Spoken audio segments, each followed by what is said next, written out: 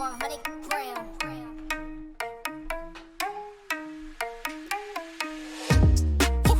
Feeling so tall, I could give a high five to the pilot. Yeah, family tight, I keep small circle like island. Whoa, inbox full of contracts, I signed with a stylist. Yeah, blue faces blowing up like violet. Talk about the things they're gonna say when they see me, and when they see me, they just dap me up and say good to meet me. I keep it going, flowing over this and make it look easy. Easy for me to say I do this every day of the week. I'm eager to be the one they talk about when all said and done with it. I'm the feature that they want, but then they don't when I come with it. I'm a scene, still a seat, filler, blow up the numbers, and I ain't leaving no crumbs, so you know when I'm done with it. I'm a new school vibe with an old soul, oh so great. Stay paid by the boatload, don't go chasing a wave. I'm a rowboat, blow smoke right through the face of the. Was he really arrested? Hell yes, he was, brother. Hell yes. Should be a video on it actually if you haven't seen it. Pretty quick turnaround. What's good? What's good? What's good? Ozone, oh no, I got the bag, I'm back to just double it. I'm about to pop the top, I've been bubbling. They want the spot, but I do not cut them in. They tryna plot my drop, they been huddling. Feeling so tall, I could give a high five to the pilot. Yeah, family tight, I keep small circle like island. Whoa, inbox full of contracts, I signed with a stylist. Yeah, blue faces blowing up like violet. I know a lot of. Ladies and gentlemen, what's going on? It's Nate, mate. Beef Smoothie, Gyrex Tyrant, Pooh, St. Pip, Longest Joe, Shiny Pants, Figure 8, Timbers, Dasa, Myop Tort, Abe. What's good? What's good? What's good? What's good? What's good? What's good? Should watch the video? Yeah, I'll be like it. I wasn't able to go live until 7. I couldn't go live early because I hadn't finished some of the wins and fails. So I was like, well, I still want to put a video out. So I just did. I just recorded it. Kangaroo Jack would be thrilled at the news of SBF. Why is that? Why would Kangaroo Jack, the talking kangaroo from a early 2000s film, be super excited that SBF has been arrested? Why? He's a huge investor. Yeah. Kangaroo Jack lost all his money in FTX. That explains a lot. Well, hey, investors, I mean, they're not getting their money back. I'll tell you that. Because the money's fucking poof. It's fucking gone, dude. It's FTT token all the way down. There's no money to really return, so it seems. Though, there is a real chance that Sam Bankman-Fried has stashed quite a bit of money personally that can be clawed back for investors. New merch soon? Tell fucking Aiden. He's busy, though. But yeah, I'm working on it. What's up, Quack? Shouts to Quack. Did a fast turnaround on that video. Hey, big guy, I put all my money in FTX. Have you seen it? Yeah, I've seen it. I have seen it, brother. I've seen it in the Bahamas in about fucking 12 pieces of multi-million-dollar property.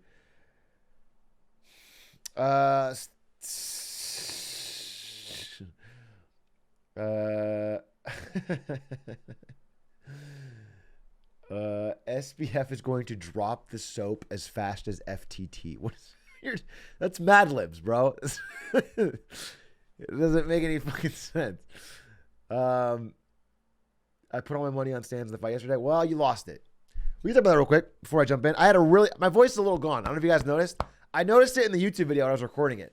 My voice is a little bit gone. And the reason is I was cheering so fucking loud.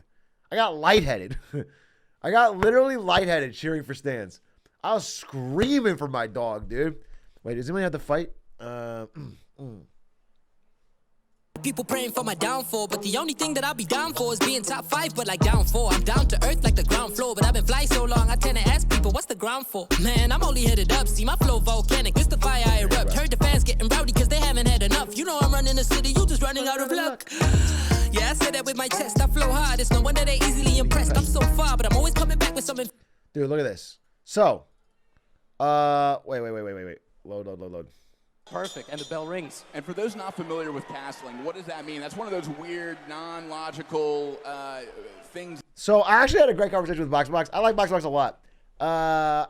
He's a really nice guy, and all credit to him, but I wanted Stance to kill him. Yeah, I hung out with Box at the event. We hung out at the party together, but I wanted Stance to fucking end him, dude. Speaking of Box, just real quick, slight distraction. If you guys wanted some free money from Box, cha-ching, cha-ching, boom, boom, boom. In the $20,000 Box TFT boot camp, Atrioc done been on my phone. I knocked out the first one, knocked out the second one, and now if I get to Plat 3, you guys get 100 gifted. So 75 gifted already. He should drop in here. I don't know. I think I have to play TFT on stream. So I'll pick a time and I'll play a little bit, and then he's gonna drop 75 gifted. But I'm going farther than that, dude.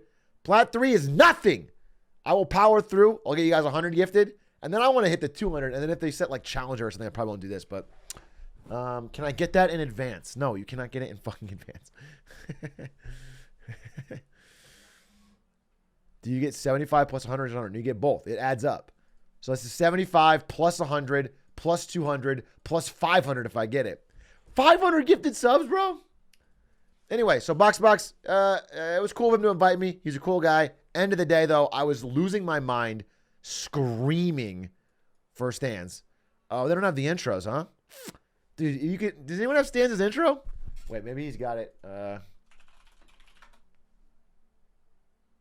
Maybe he's got it right here. I'm a dad, but I didn't used to be this. Bro, don't give me a goddamn commercial. I don't pay for it. Okay, here it is. What up, YouTube? It's What the up, day after YouTube? the fight. If you guys haven't checked out Stan's YouTube channel, you are missing the fuck out, bro. Stan's been killing it on the content lately. Kantz flew out from UK and actually been fucking grinding him some good videos. Well edited and everything. And you can see behind the scenes. But most importantly, well, Stan's first of all in this video.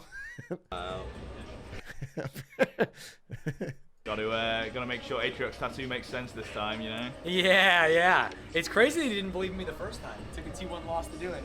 It's also... I didn't want him to see that before the fight. I didn't want to put that kind of pressure on him, dude. I didn't want him to see that fucking fight. 0-2, huh? You know what my third tattoo is? It's that I wish all my haters have a good 2023. That's my third tattoo, bitch. All right? So, enjoy. Fucking enjoy. Keep on hating, dude. Keep hating. You're going to get fucking hit with a meteor. You're going to get you're going to have a fucking rough year, brother. So, anyway, he practiced with tough, whatever. And then he's getting hyped up. Here it is. Oh, yeah. So, wait, right here, maybe? Yeah. I'm screaming the song. No, this one's great. Okay. So I ran into Stans backstage. I was just fucking... Courtesy of the I'm veil. stoked for you. This is sick. It's actually been sick. I'm pumped for him. Everybody... He gives me this, which is a fucking... I talked to you today. I told... Shirt, towel thing with Stans' face all over it. I'm running through the crowd. Wearing fucking Stans flag. He comes out. Right here. Dap up my dog. Then he kisses his wife. Kind of weird he gave his wife a kiss and not me. Kind of weird. I mean, I didn't want to call him out because he was ready to do it, but it was weird that like he just dapped me up. And then he gives a smooch to his wife. Like, okay. I'm right here. I'm right. It was fucked. I mean, everyone noticed it was fucked up.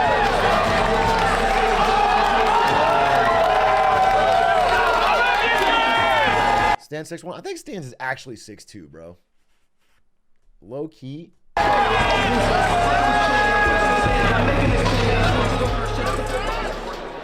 Unfortunately, you couldn't hear his fucking his hype song, but it was amazing. So the whole event.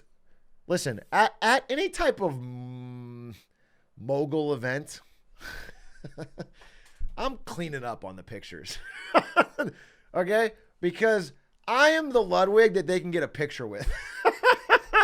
So, I mean, people are, it's like fucking endless lines. It's like it's fucking ridiculous. There was a good amount of people that had Enron hats, which it was very cool to see. If anyone here was in the crowd and had an Enron hat, it was very cool. I signed them all. I tried to do every single picture because I know for a fact that I'm fucking 98 years old.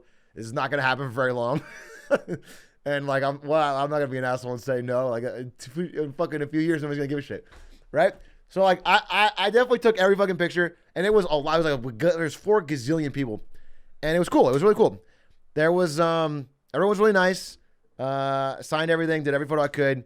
But what's funny is every single person that I signed or I did a photo for or did whatever, I said, you got to cheer for Stans. Because I wanted to get like the crowd. My whole goal was to get as many people in the crowd as possible to just fucking lose it for Stans.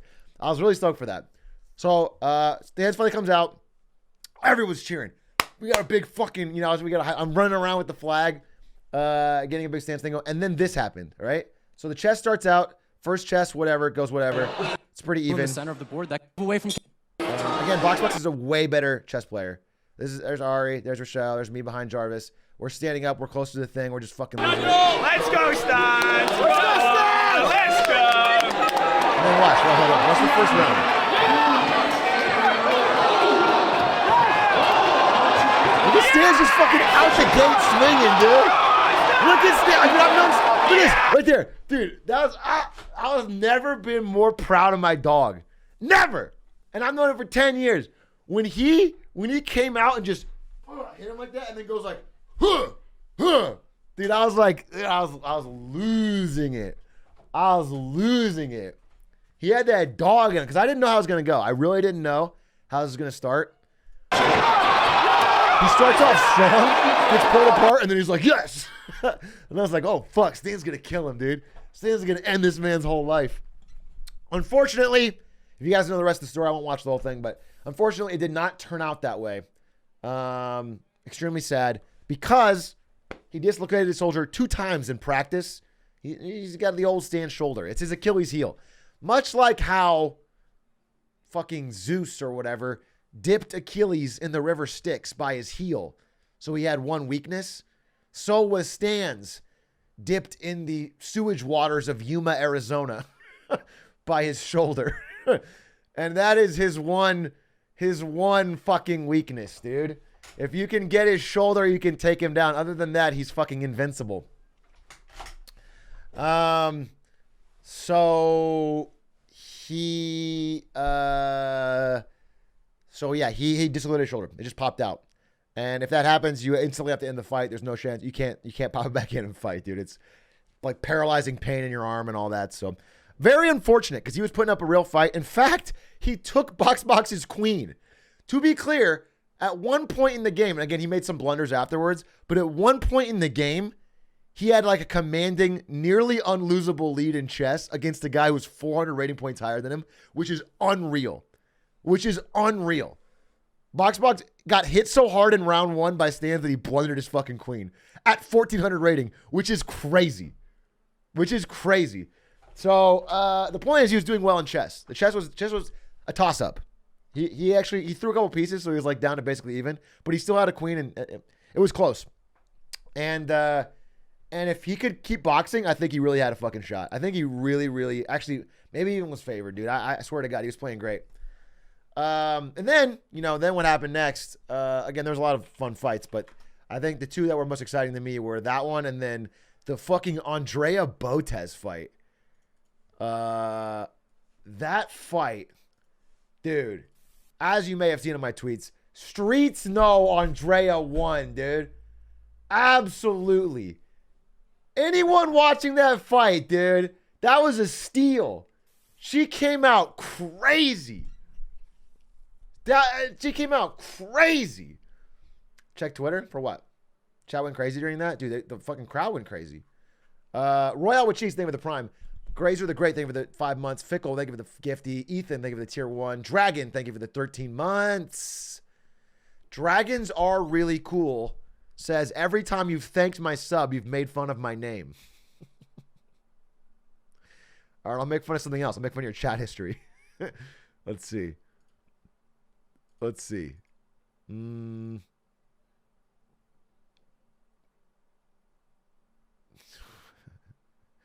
Oh, you're just a -5 Andy, dude. You're just a guy that every time anyone fucking donates for the chat message, you type -5 or -10. Your entire purpose in you're a fucking pocket watcher, dude. You're a pocket watcher. Let him spend, dude. If your boy buys a lottery ticket, do you go, actually, the chances of winning that are fucking minuscule. You just wasted $5. Just let him fucking cook. But thank you. Thank you for the 13 months. By the way, this is supposed to be a thank you message. Thank you for the 13 months. Coin, thank you for the 3 months. Bayavish, thank you for the 23. Why didn't you box? So people ask me that all night. A lot of people ask me that. Everyone taking a picture was asking me, why didn't I box?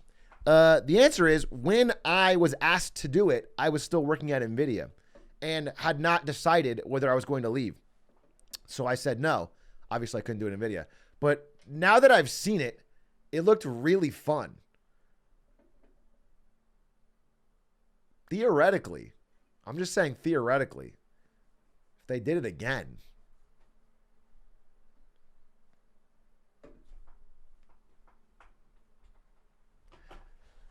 You got to get somebody as old as me, though. So Father Time or Northern Lion. Those are my... Actually, Slime. Slime would be interesting. Slime would be interesting. Someone said Will Neff. Will Neff actually asked me. No. I'll tell you right fucking now, dude. For Will Neff would fucking end me. Will Neff would fucking murder. Will Neff would rip my fucking guts out and then like fucking wear my fucking entrails as a fucking scarf. No, thank you. No, thank you. I will not fight Will Neff. Slime. Yeah, I'm down to fucking beat the shit out of Slime, dude. I'll fucking end Slime. No, you don't kill me, man. You what? No, you know what I'd be afraid of? Is not losing to Slime in the ring. It's beating Slime in the ring and then he kills me afterwards.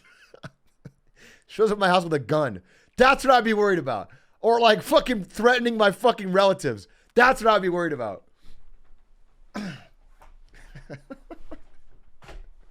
That's the follow-up. That I have to get witness protection.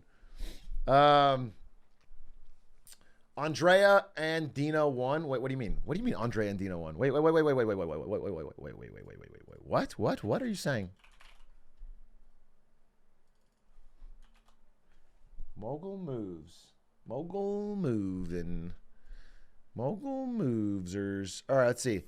After reviewing the fight from last night and talking to the chess boxing officials, Andrea Botes should have been awarded a TKO. Streets knew she was robbed. After the referee initiated the fourth standing count of the fight, after discussing with the players, we are not reversing Dina's win because the players played it out in the moment and she competed valiantly. However, we have decided to award Andrea a belt for her performance. Let's go! Let's go! Double win! Double whammy! Wow, a rare Streets W. Usually the Streets have to hold the L. In almost all recorded history, the Streets know they're right, but they have to hold the L. Streets know Epstein was murdered, but we have to hold the L. You know what I'm saying? Wow, a rare Streets W. That's awesome. Yeah, congratulations. And you know what? The only thing I was mad about when I was looking at Twitter about this is that people were blaming Dina, which is like, what the it's not her fault one iota, dude. It was only the ref's fault. It was literally only the fucking ref's fault. She was cool. She was doing, she had a fucking guaranteed checkmate. I don't blame her for like fucking playing defense, you know? She threw the amount of punches she had to do, which is like one every 30 seconds or whatever, to stay. I mean, she hungry boxed it, don't get me wrong. But if you're getting fucking rolled by Andrea Botes, she's got infinite energy. Yeah, you back the fuck up. And I don't blame her. You're not going to sit there and take 9 punches to the face. Yeah, I don't blame her one all. I just think the ref was a fucking idiot and Andrea won. She just straight up won. So, and now we know. Now we know for the fact. That's awesome. That's sick. Congrats to her. I talked to her actually. Ari and I both talked to her. Told her she got robbed. And threatened to punch. No, I'm kidding. It's cool. So, all the refs stuck to us. Nah, fuck off, dude. It was fine. It was a great event. At the end of the day, if you're being a fucking hater McBrader, then fucking take the L, dude. The event was sick. It turned out great. And low key, based on my conversation with Nick Allen, this is an estimate. This is not an off-brand thing. I don't have no idea. But I heard the event's profitable. I heard the event didn't lose a whole bunch of fucking money, which is a rare W in this whole fucking industry. Or at least, I think break even, slight profit, whatever. Either way, it's sick, dude. So hopefully, big chance for, but we'd love to see a sequel, dude. I mean, that was just awesome. I really, really, really, really, obviously, I hate giving Lud compliments on stream. Fucking boils my blood, dude. Truly fucking hate it. Makes me fucking my skin crawl. But yeah, I mean, it is an awesome, insane, cool event. It was super fun. Looked fucking sick. Yeah, I don't know. Yeah, everyone had a great time. The fucking hype was there. I mean, it was just sick. It was awesome. It was really, really dope. And I'm glad it did well for him. And I'm glad they didn't lose much money. That's just sick. Germa also killed it, dude. I gotta talk to Germa. He killed it. By the way, tune in to Germa's holiday special award show coming up like a week from now, very soon. It's gonna be amazing. Please tune in to Germa's award show special spectacular. Germa's a genius. He's announced the dates on his account, so check it out.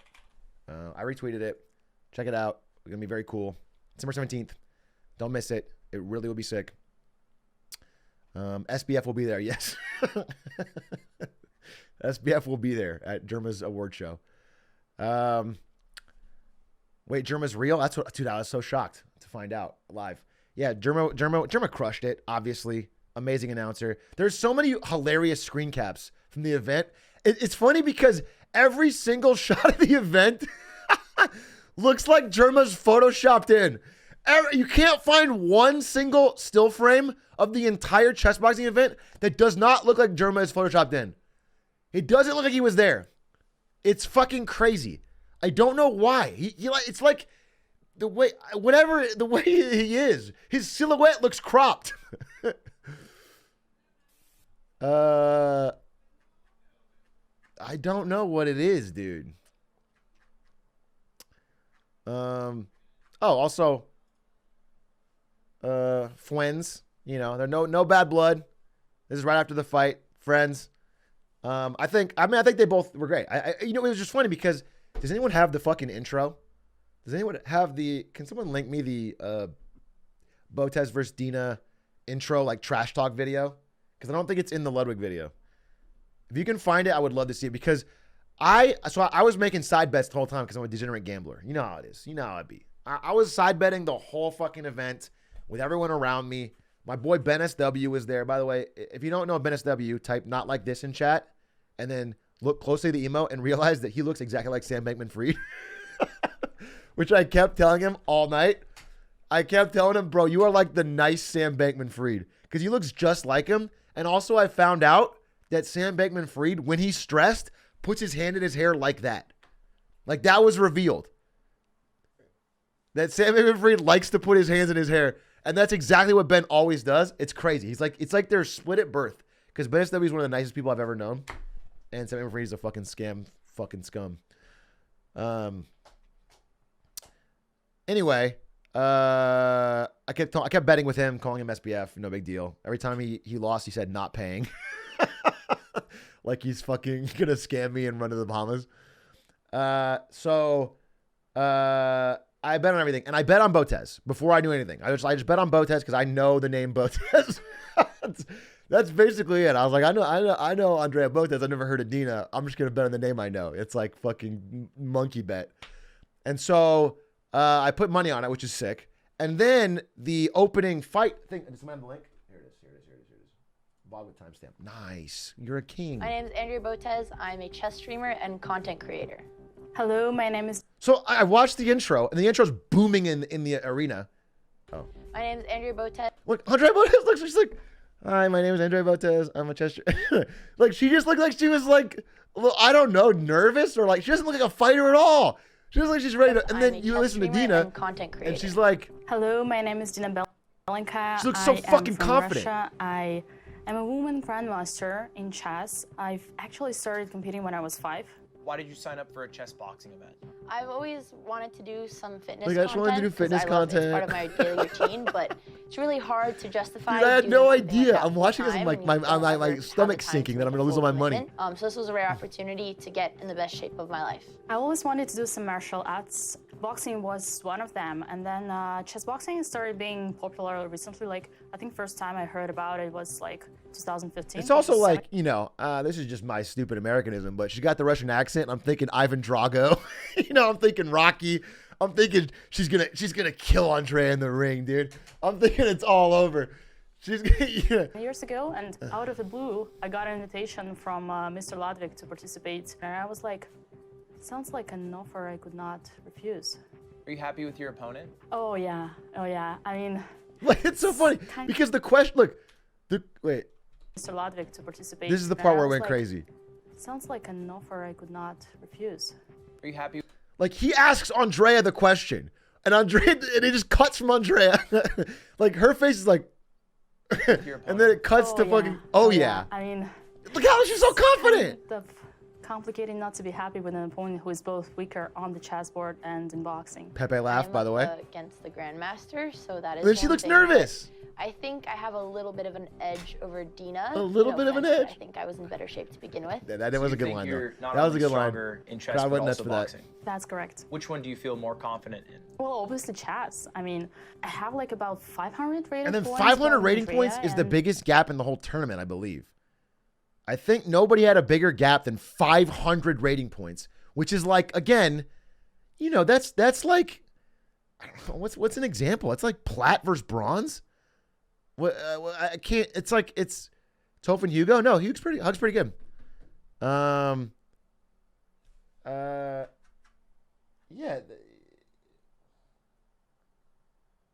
It's Challenger versus Plat. All right, fine. Yeah, whatever. The point is, it's a fucking astronomical gap. Like, I think if you play that out 100 times, the person 500 rating points higher wins fucking 98 or something like that. You know what I'm saying? In a game like chess, like if I were to play, I'm 1100 right now. If I were to play on the ladder versus someone who's like 1600, I think I would lose every time. I don't think I would ever win. And yeah, chess is going to be the main part of our show, but my goal is to show good quality boxing, show a great fight, and let everybody enjoy it. I'm scared of getting checkmated on the board. I feel like it'd be really anticlimactic if I lose. Pepe laugh. What's your biggest fear going into the fight? To break Andrea's nose. Oh God! Is the money maker. Oh God, dude, that line was so hard. It's so funny how the boxing actually played out. Because when I heard that, I was like, oh God, she's gonna kill her. And then, if you guys didn't see, did she delete it? No, she didn't. Before the fight, she tweeted, to the Andrea Botes community, I hope you like listening to podcasts. Because this is the only type of content she'll be able to make for the next 2 weeks.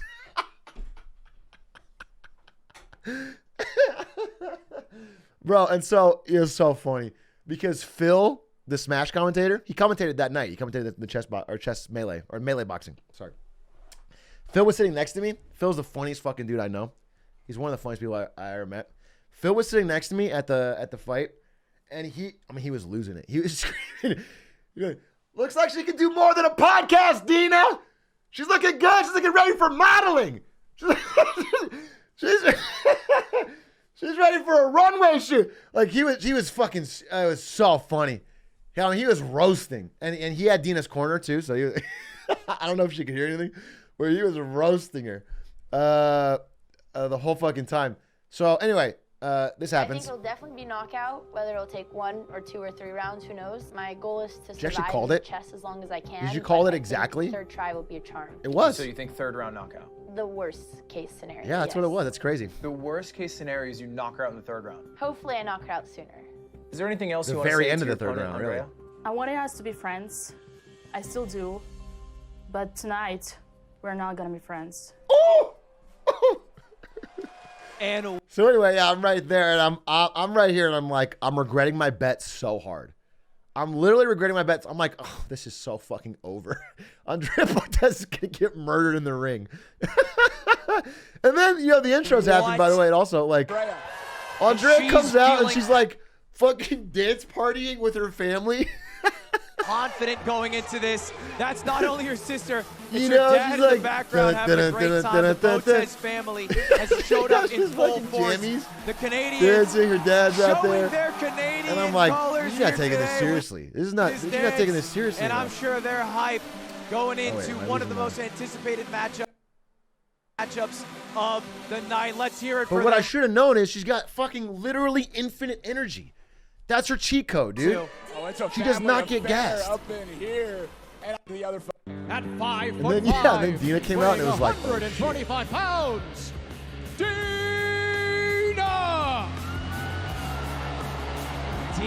Belenkaya has yeah, she came out with the fucking has been Illuminati. to all of the competitors today, and Andrea most importantly, looking fierce. The Jabberwockies making a return. Yeah, the Jabberwockies are back for Dina Bad Bishop Belenkaya. Dude, look at her face. Slow. She's ready to kill. Intense to the ring. Which one do you like more? You like the goofy walkout that Botez's did, or you like this one? This one's chilling, man. Yeah. And you can see that half Russian in her.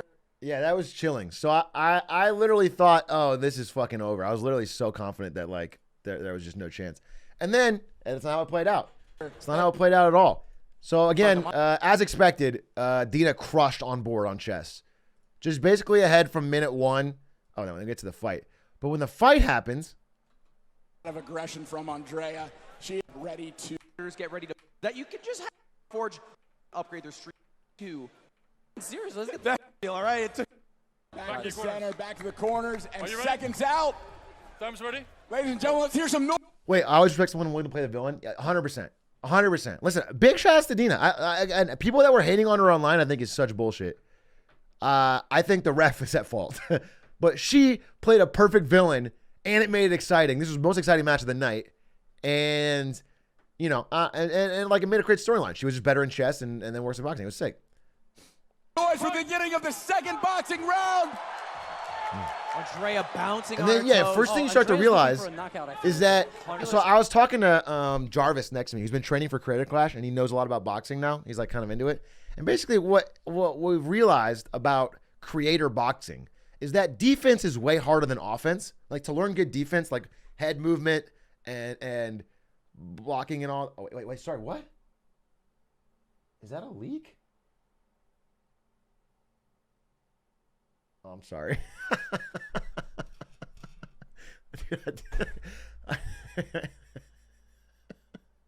Oh, no.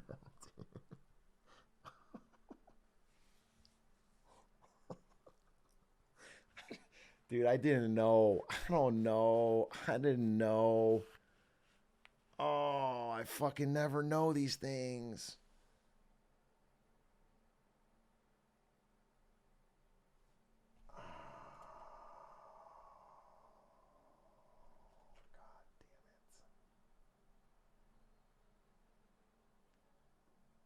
Someone must have already said this, right?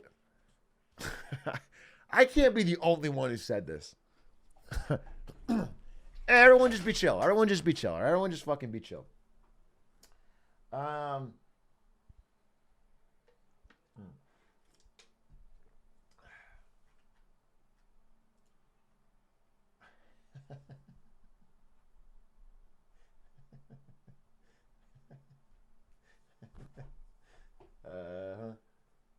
Guys, I'm sorry. I'm sorry. I leaked that Stans is on steroids. I'm sorry. If you're just showing up, I leaked that Stans is on steroids. I'm sorry.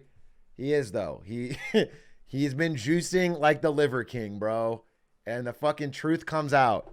All right? Clip it and ship it. It's out there. That dude was juicing. But you know what? Box was juicing more. It was like fucking the Tour de France in there, dude. They were both fucking trying to outcompete the amount of juice they could inject. It was absurd. It was absurd. Anyway, back to this fucking story.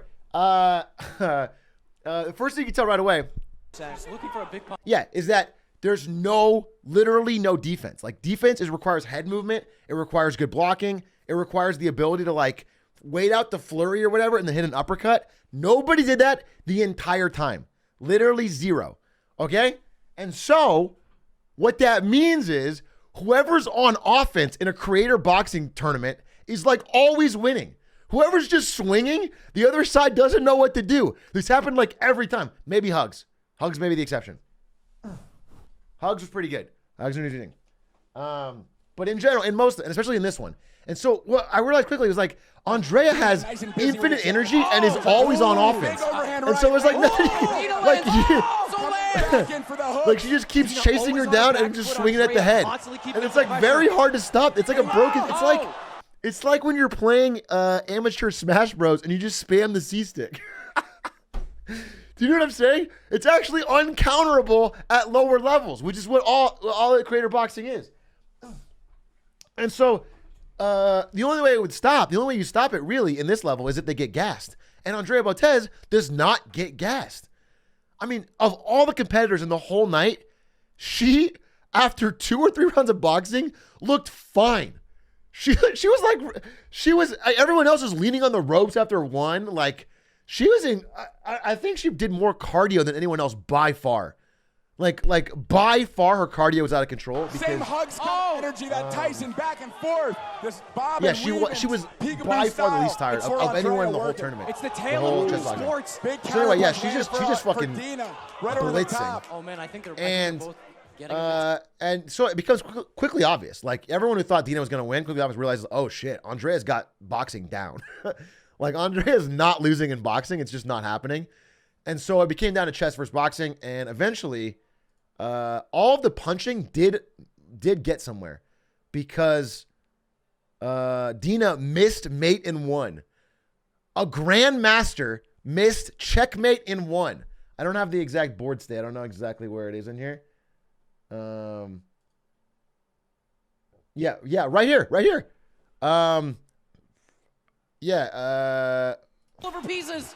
Which she might need to do at this stage to hang on 36. What pieces she has to sacrifice? Round. The only thing she can do is give checks. She has to stall. If she's smart, she's going to stall the clock out. So Andrea cannot Andrea's make turn. any move. She takes with the knight. She has to do a force check with her bishop. Oh, that was smart. So Andrea takes with a knight here and takes back. But actually, it didn't matter because if you move this knight to here, it was guaranteed checkmate. It was checkmate in 1. She missed knight f2, which is checkmate in 1. And again, a grandmaster who's been setting up this checkmate. I mean, I don't think she misses that if she's not getting punched in the head. If she's not been chased down. So that would have been a guaranteed win. Like that would have been 100% clean Dina win, no problem. She wins on the board. She outlasted in boxing because she only had 2 stoppages before. So the hands actually made her done. Like Andrea Botez actually punched her and stopped the checkmate. And then, of course, checkmate's still coming. Like, as you can see, queen to h2 is checkmate. Like, once this goes here, it's checkmate. Nothing you can do about it. No stopping it. Can't get out of it. But Andrea Botez, he keeps throwing pieces. So she throws the bishop up here and just sacrifices it. Basically, she keeps throwing pieces to try and stop getting checkmated so the time can run out, which gives her enough time to get to the boxing ring and get one last fucking chance, which she wins. As has been proven by the Mogul Mail tweet today or the Mogul Money tweet today. She won. It's such a sick fucking game of chess boxing. It's brilliant. So, yeah, congrats. Andrea can also just not move for 20 seconds. Well, there's also rules on stalling. So that's what I thought you could do. I thought you could just not move, like if you thought you were going to get checkmated, but actually you cannot refuse to play. So you have to be making moves every certain amount of time, or it counts as stalling, and you get knocked out. So you have to make some kind of move. Same thing within the ring. You can't just run away in the ring. You have to throw a punch every now and then, otherwise the ref will end the fight. So Dina threw just enough punches, which I don't know the exact ratio. I think it was like 1 every 30 seconds, something like that. She threw just enough punches when she was running to count and not get knocked out. So it's crazy. Anyway, it was hype. And Andrea Botez did deserve the win, but they gave it to Dina in the ring because they didn't count her as knocked out and she checkmated the win. So glad they both got it. That was by far the most hype of the night. Everyone was losing their mind. And then I think Toast, dude, the last one I want to mention is Toast versus Point Crow. I like both those guys. I've hung out with Point Crow a lot more than Toast though, so I was cheering for Point Crow. He's my dog, and I wanted him to win. And after the beginning, the first round of chess, I was telling everyone around me that like, oh, Point Crow's winning in chess. Because after the first round of chess, Point Crow was so far up and he had a clean opening. And I was like, oh, Point Crow's got this, dude. Point Crow's outplaying Toast in chess. And then, dude, I don't know what happened after the first round of boxing, but holy shit, that was blunder. That was Maldonus Blunderson. Dude, Point Crow threw chess like very hard. Like as probably as hard as you can throw. He also missed mate in one. And again, Toast wasn't playing great chess. Like Toast was playing pretty bad chess as well. But yeah, Point Crow gifted it to him. But you know what? It made a much better fight. And the guys were both super nice to each other. All right, he does it with the queen. After it was over, like they both said really nice speeches. Is this really happening? Hold on a second right now. Just give me one moment. Right, all right. So much love Like to this. these two fighters. And I thought it was really cool. I thought it was super sick. So you know what? It turned out to be. I think this was like an awesome ending. Like there was no bad blood. There was no ill will about it. Of course you're gonna blunder. You know, I mean, Point Crow didn't practice much chess, bro. Like chess was not the main point of the show. So anyway, overall, fucking sick event. Straight up fucking awesome event. Shout outs to Lud for dreaming it up and his team for running it, and JK Productions, and yeah, it was all fucking awesome. Myth Fight was hype too. Myth Fight was just like, Myth's a beast. I knew Myth was in good shape, but man, Myth's a beast, dude. Also, low key, I know not all of you are melee heads, but the melee boxing, I like the whole event. To be clear, I love the whole event. I like the melee boxing a little bit more than chess boxing. I think the melee aspect, dude, watching someone play sloppy melee, two good players play sloppy melee is so fun. It's so fun. Yeah, watching Fox players slow down, watching cracked out Fox players slow down it's actually so fun. After how much melee I've watched. Yeah, and seeing, 300,000 people watch a fucking Falco edge guard. I don't know, it's sick. It was just cool for melee. Yeah, it was awesome. I could have watched the whole melee boxing event with like more beef-based matchups. I would 100% watch that. Thank you for the subs.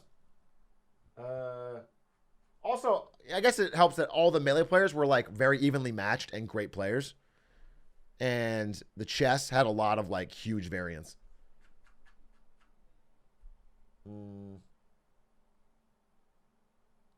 Need more animosity? Dude, yeah, 100%. 100% would love to see more beefs.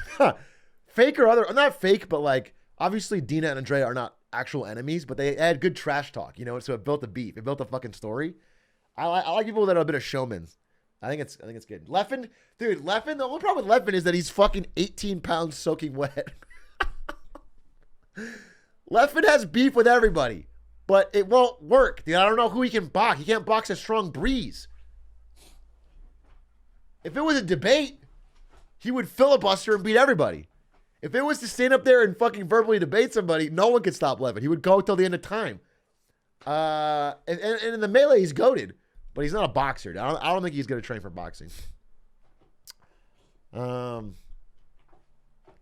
Charlie's talking about me hopefully in a positive way. By the way, listen, I put out a video today. It's one of my first, not my first, I think, but one of my first videos where I just recorded offline because I didn't have wins and fails ready. And a lot of comments were like, oh, mogul matriarch or whatever. Just to be clear, I did yoink and everything of that. It was all from Charlie. To be clear, I am a 24/7 Charlie frog, and I felt when I was doing it, I'm like, dude, I'm like, when I did the opener with the fucking virginity joke, I'm like, this is just Charlie. But I have to upload it. Like I'm such a Charlie pilled. I love Charlie's content. So that's literally what I'm not saying I didn't yoink, but that's what I was like inspired by. But they're both goated. They're both goated. I'm just trying to get in the game. I don't think I'm going to do that many offline ones. I prefer it live. I like the chat. I like the interaction. I think it's cool that sometimes somebody will come up with a chat topic that I can go off on a tangent on and add a little bit to it.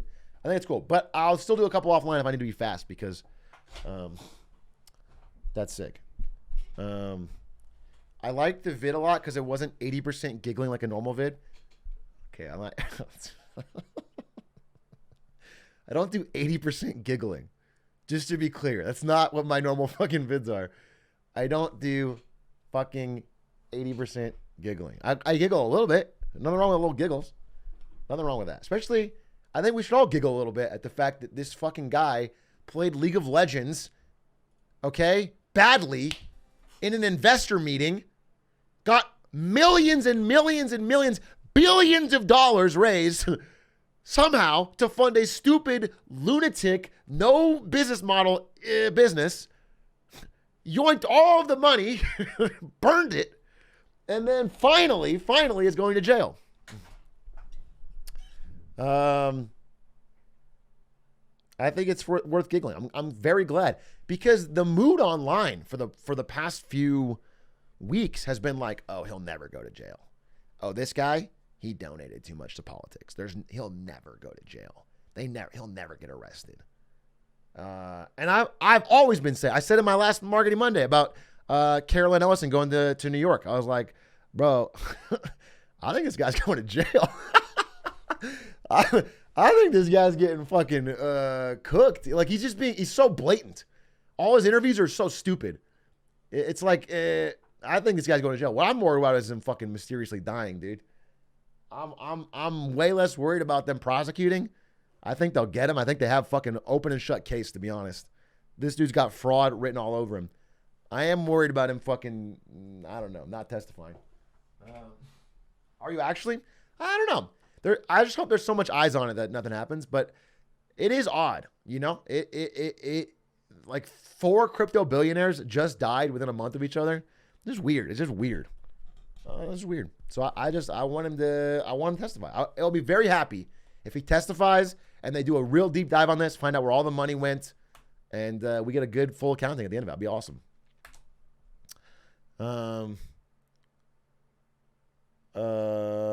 If you don't know about that, you should watch the video. I talked about it. Why have his lawyers let him do so many open interviews? Bro, I talked about that in the video too, you motherfuckers. I'll do a quick recap while we're live because I am very invested in the story. Wait, where's my fucking... Who's in my Woody? Quick recap. Brother Bear. Sam Bankman-Fried just arrested in the Bahamas. They got him. They got his ass. Took him down, dude. Tomorrow we will know exactly what they're charging him with. The indictment from America is currently sealed. So America delivered an indictment to the government of Bahamas, who arrested him on their request, and they will be attempting to extradite him back to American soil where they can prosecute him. If Bahamas cooperates, which so far they have been. I don't know if they will. We'll see. But if we can get him on American soil, I think there's very good odds this guy does jail time if we can get him on American soil.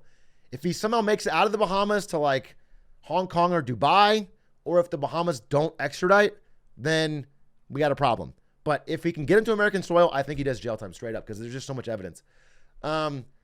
So again, they're going to charge him tomorrow, but the crimes seem to be wire fraud conspiracy, securities fraud conspiracy, and money laundering. 5 crimes. All right. And each one of these, from my understanding, is they wouldn't charge him for this and move fast on this without a paper trail, which means they've already got a paper trail or evidence from, Caroline Ellison flipping.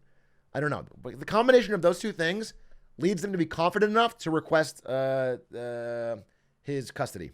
So it's good. I mean, it's a good sign. Oh yeah, dude, I didn't mention in the video. Dude, it's so funny. Dude, why did I not mention this in the video? I missed it, dude. Dude, literally. Fucking, the guy was arrested 2 hours ago, right? Okay, fucking 3 hours before that, this guy tweeted, members of the inner circle of power at FTX had a chat group called Wire Fraud, and we're using it to send secret information about operations. And he replied and goes, if this is true, then I wasn't a member of that circle. Bro, you're living in a house with all these people in the business you're a CEO of. And the other business you were the former CEO of that's now run by your girlfriend. You didn't know? Dude, it's so fucked. It's so crazy. His fucking whole defense is like, no way, dude. Me?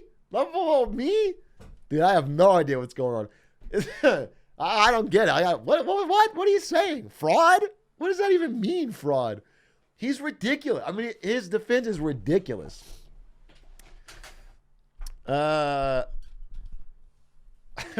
But if you're being charged with officially with wire fraud and you have a group chat called Wire Fraud, that's a pretty good paper trail. I'm going to be honest with you. And so, well, I had a good screenshot here that I wanted to show you. Where is it? Hold up. It's from my marketing or my quick turnaround video today. Here it is. Wait. Dude, where is it?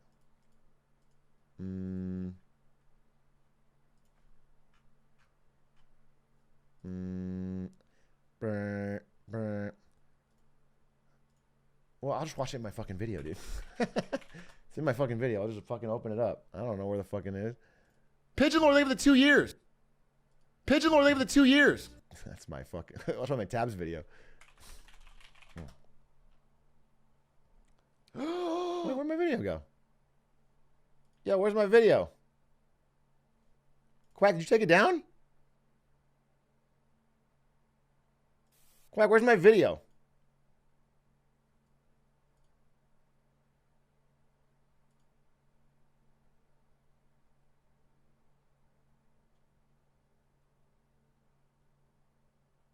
Cover up. SPF, cover up. Maybe YouTube might just be scuffed on desktop. They got him. All right. One of these interviews. There it is. Okay, here it is. Here's a screenshot. I'm watching myself watch myself. This is a quote from SBF. My lawyers chewed me the fuck out for saying I fucked up. The first thing he said after that was, Sam, we have only one thing to tell you. You have to promise to never, ever, ever say you fucked up again. I told them to go fuck themselves.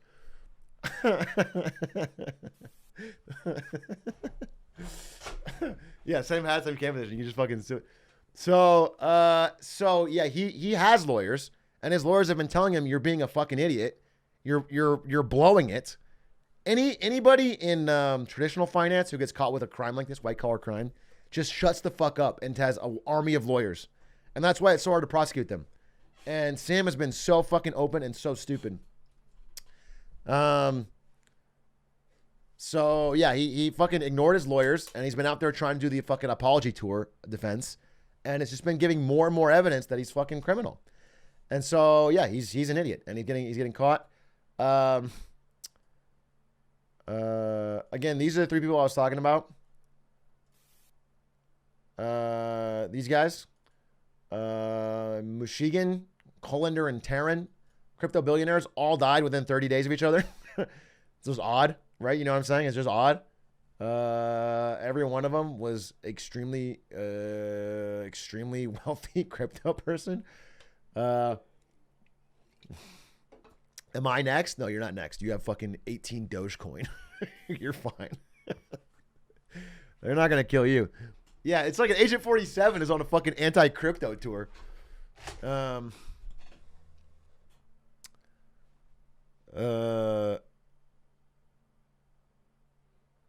But yeah, I'm gonna get a little weirded out. And then this was also my video, but just as I mentioned, I thought it was fucking hilarious. Some fucking crypto rando said we should just fire up the FTX exchange, make a new FTT token, and give that to our creditors and depositors. And users will be made more than whole. And then, okay, fucking incredibly dumb idea. That is basically what they did to begin with, okay? The problem is the FTT token is worthless. It doesn't have any value. It's a worthless fucking token. So it's not going to make everybody whole. They're not going to get their money back. And that would be it. It would be a stupid tweet. Except SBF responded and goes, I think this would be a productive path.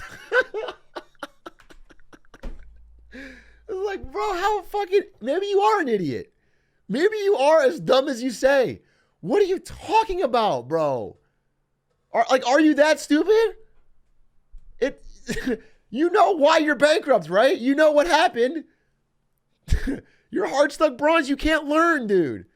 You literally are hard stuck bronze. I mean, he's playing dumb so well, I think he's dumb. No, you cannot fucking issue a new fucking worthless token to make everybody rich again and get their money back. Because when they try to sell the token, there will be no buyers. Nobody wants to buy the FTT token. That's why they can't get their cash. Dude, I'm blown away that he keeps saying this. Is he actually bronze at law? Yes. He is a bronze law player. So, you know, maybe it makes sense. He's just hard stuck. And then I showed this in the video, but I read through the whole fucking thing. This is a leaked statement. This is tomorrow. Word for word, John J. Ray is going to say this tomorrow. Look, today's December 12th. This is December 13th. We have fucking statements from the future. I don't know who leaked this. I think they probably shouldn't leak it. But this is the leaked fucking statement that John J. Ray, who is the guy liquidating FTX, he liquidated Enron. He's a fucking respected financial auditor. Could be fake. I don't think it is, but we'll find out tomorrow. It's on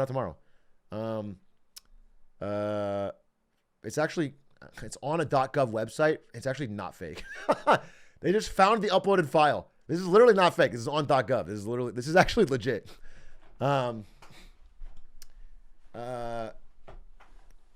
it's 100% leaked. And his statement, I read the whole thing. Again, he's basically talking about what he's going to do to liquidate the company, how he's going to like gather evidence, et cetera, et cetera.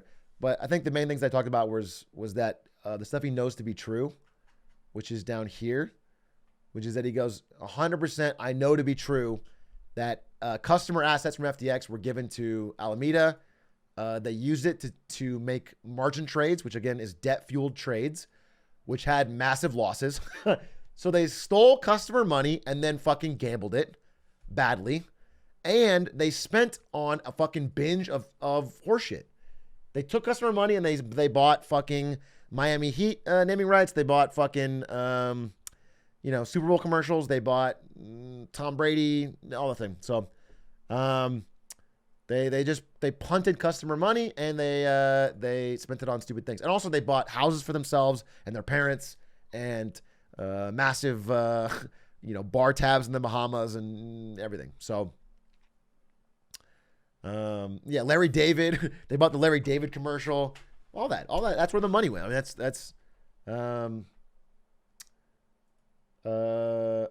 also, look at this. Loans and other payments were made to insiders in excess of $1 billion. So also they just cashed out. So of the many billions that were lost, stupidity, crime. I mean, this is also crime. To be honest, this is all crime, what they're doing, but this is like direct benefit. This is like them taking money out for themselves. Why are actors like Larry David being charged? Is he? I've not heard of Larry David being charged. No, I don't think so. He might be like named in the suit and have to like testify or something, but I don't think he's being charged like with a crime. Oh, you mean sued? Yeah, I mean, okay. Around something like this, everybody is looking for a lawsuit. And there could be something to say about all of the celebrities who shilled FTX without doing any kind of due diligence on it, who convinced their fans to basically punt their money to a fraudster. But if they can make the case that they didn't know and couldn't reasonably have known, they're fine. I don't see anything happening to the celebrities, to be honest. And also, Larry in the video says it's a bad idea, so he's actually safe. It is funny because the Tom Brady.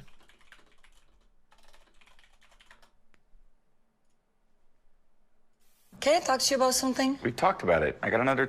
The Tom Brady Giselle FTX commercial is literally like the depiction of a fucking Ponzi scheme or of like a multi-level marketing. It doesn't talk about the product at all. The whole commercial is Tom Brady and Giselle calling people to get them to invest, who call other people to get them to invest. Like this video, it looks so bad. 10 years left. Not bad. This is big.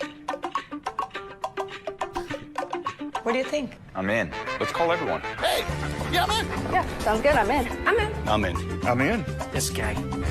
First, even if you wanted to come back, we wouldn't take you. Like this video is just Tom Brady calling every broker friend in his life and convincing them to invest in a fraud. This commercial aged so poorly. It's like people working day jobs. It's like a dog walker and a guy in the bar, and all of them are putting their money into something that will steal it. It's such a bad commercial. Yes, you would. Yeah, we would. You're right, we would. What's up? I'm getting into crypto. With FTX. You in? Believe I'm in, but still hate you. Understood. Is he in? Yep. Did he say he hates you? He did. Oh, that's the short version. There's a longer version where it goes even more people, but yeah, you get the idea. It's crazy. So, I mean, there could be something there. I think unlikely they'll get actually. I don't think they'll lose. Maybe they'll settle, but I don't think they're going to lose the suit, to be honest. I think it's unlikely. But pretty crazy. People for whom money means so little that they don't give a shit about wasting other people's. Yeah, I mean, yeah, he was just, he was so invested. And to be fair, I think Tom Brady might have lost a lot of money. I think he was actually heavily invested in FTX. I think he might be dumb. I think Tom Brady might have the I'm dumb defense. I think he literally thought crypto to the moon, baby. I think he actually, I don't think he was pumping and dumping. I think he got fucking dumped, dude. Yeah, I think he's actually straight dumb. I think he believed in it. I mean, it's like all those football players that requested their salary be paid in Bitcoin. Every single one of them lost literal millions. Every single one that requested that their fucking salary be paid in Bitcoin have lost millions of dollars of guaranteed salary money. It's crazy. It's crazy, dude. Ugh.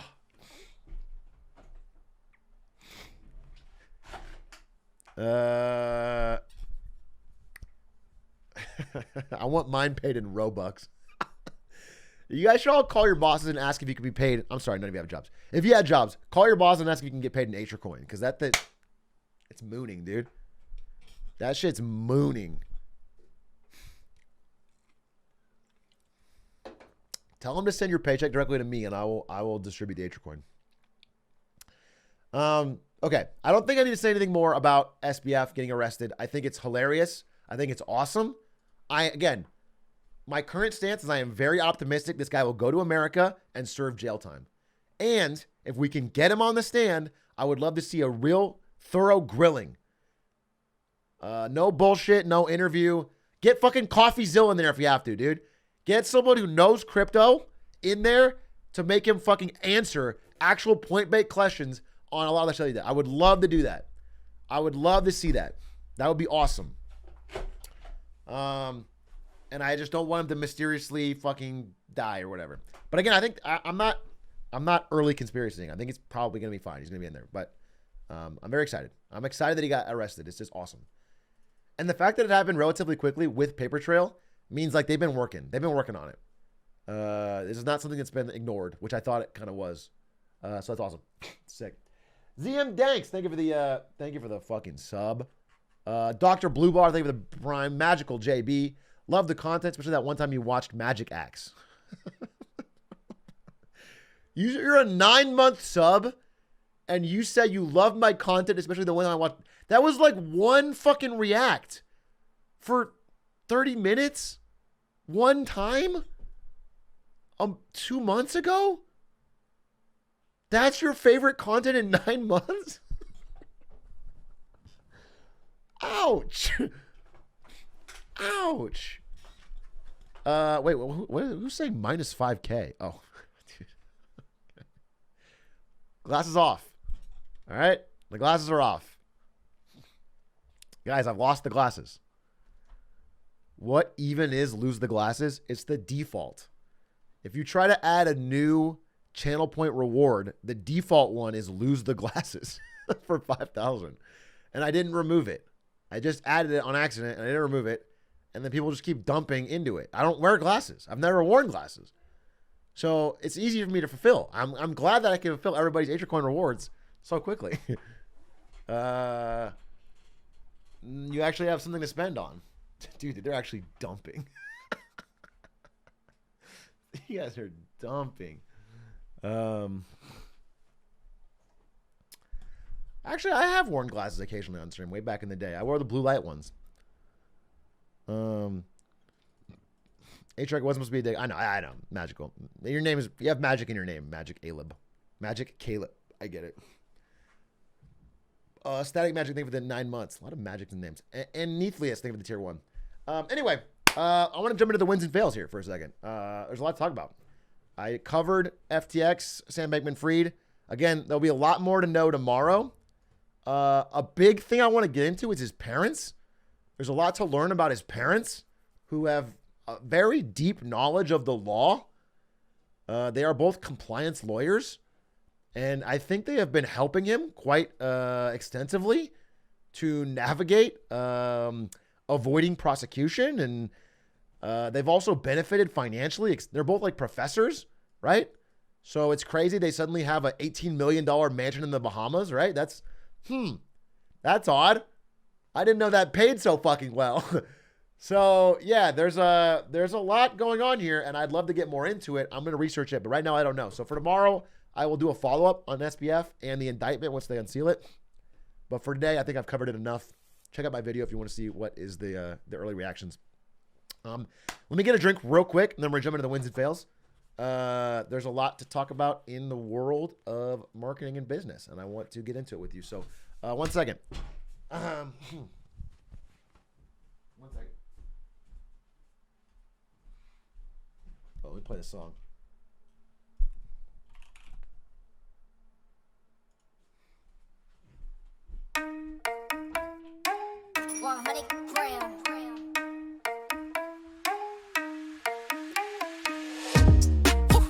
Feeling so tall, I could give a high five to the pilot.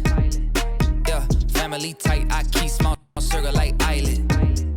Whoa, inbox full of contracts, I signed with a stylist.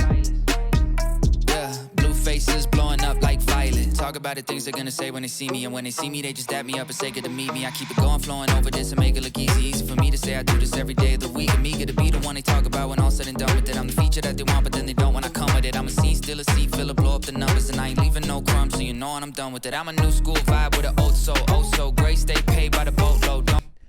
All right, ladies and gentlemen, let's jump into the wins and fails. Without further ado, the problem is, if you want to give me just a second, it would help me a lot if I got some tabs ready. I'm always very disorganized in my tabs with all the things I want to talk about.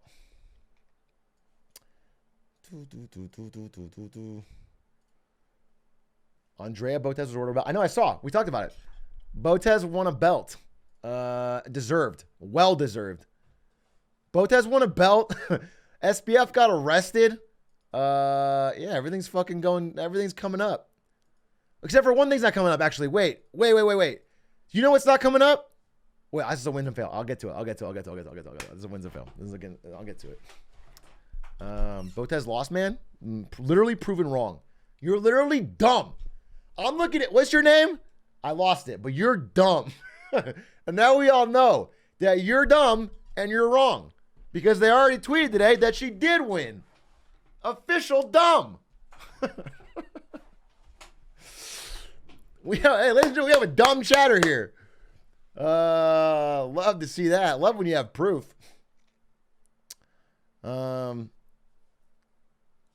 I'm getting my fucking things. All right. Do. Yes, this is all good. This is all. Oh, here it is. Okay. Okay. All right. We got this one. We got this one. Man, some funny stuff been happening, bro. I'll tell you what. Oh, this one's pretty good too. Just I didn't show it, and we have no reason to show it anywhere else, so I'll show it here. Just drink that in while I get my tabs in order.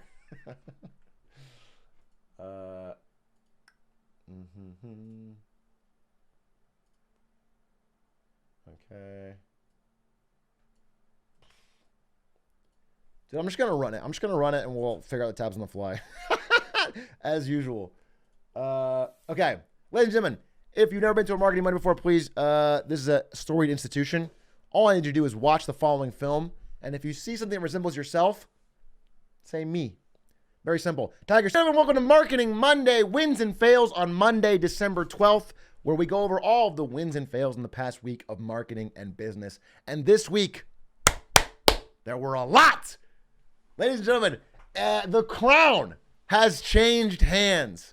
Please show me or join me in delivering an official Atrioc 7 to the new richest man in the world. Because it is no longer Elon Musk. Our first win goes to Bernard Arnault. This fucking Bond villain looking motherfucker who is the new richest man in the world, CEO of LVMH. Who? Who is this man? Who is Bernard Arnault? How is he the new richest man in the world? How did he make his money? What is LVMH? Well, let me tell you, because I was telling Aiden about this in New Zealand. We're talking about it. LVMH stands for Louis Vuitton Moet Hennessy. That's a weird combination, right? Why is Louis Vuitton a clothing and baggage company mixed with Moet, a champagne company, and Hennessy, a cognac company?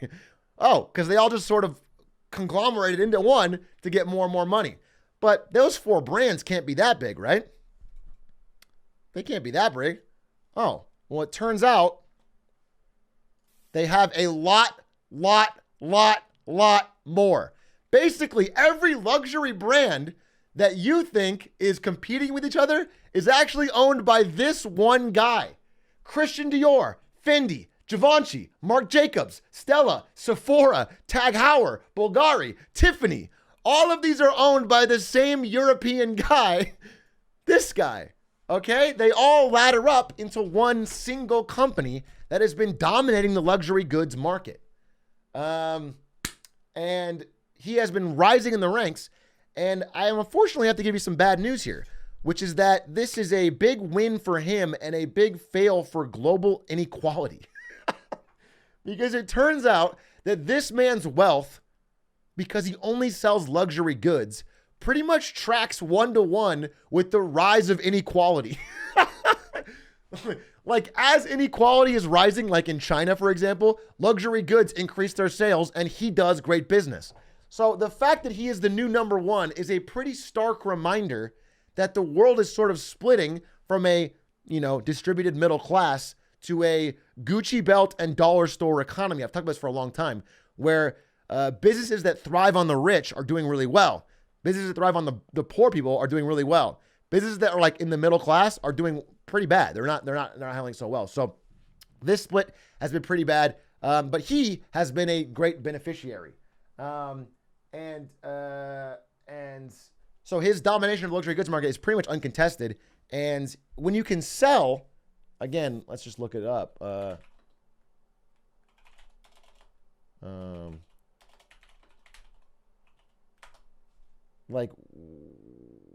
Yeah.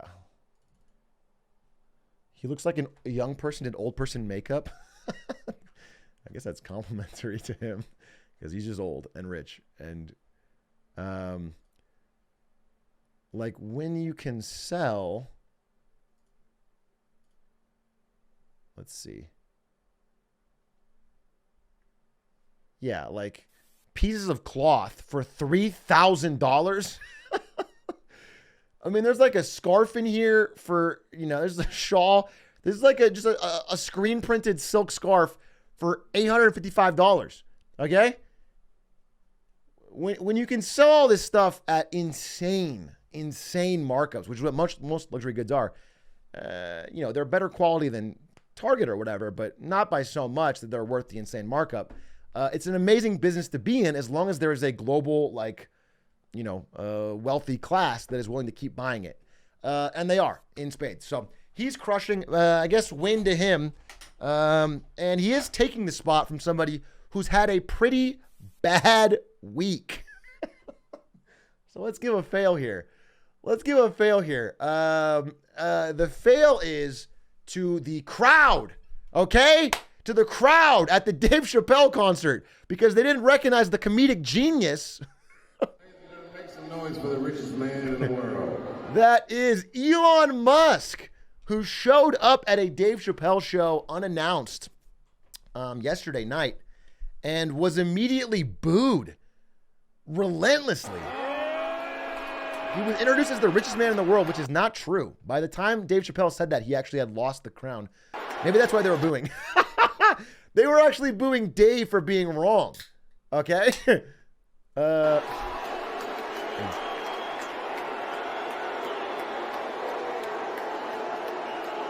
were expecting Bernard.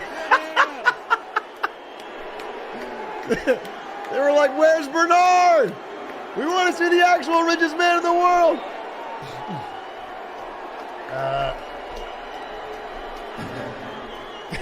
Cheers and booze, I see.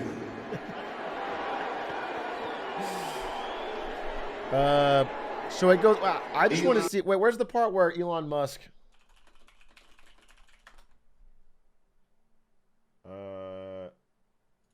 I need the clip of Elon Musk saying, "I'm rich, bitch," because the booing was something. Elon Musk just got booed like I've never heard before on stage with Dave Chappelle and Chris Rock. He couldn't get a word in. The crowd booed for 10 minutes. Not favored on his home turf. He looked stunned. Must not get enough feedback IRL. But at least he was really, really funny, okay? I want to get that. As you can. It's funnier when you say it. You ready? Say this whatever you say. Go ahead. I'm rich, bitch!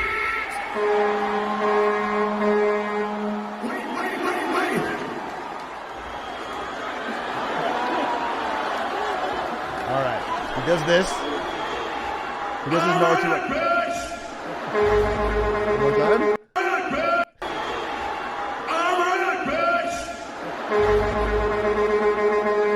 And then they horn out the booze. All right. So, a rough week. He lost World's Richest Man. He got booed at a Dave Chappelle concert. If there's any comedian's crowd that I thought would give Elon Musk the benefit of the doubt, I did not think Dave Chappelle's crowd would be fucking booing him, dude. So he's in a rough spot, but at least he can rely on the fact that his main source of wealth is doing okay. Okay, because the market was actually up today. Almost every tech stock bounced back a little bit. At least Tesla's okay, right? At least Tesla doesn't continue a meteoric slide.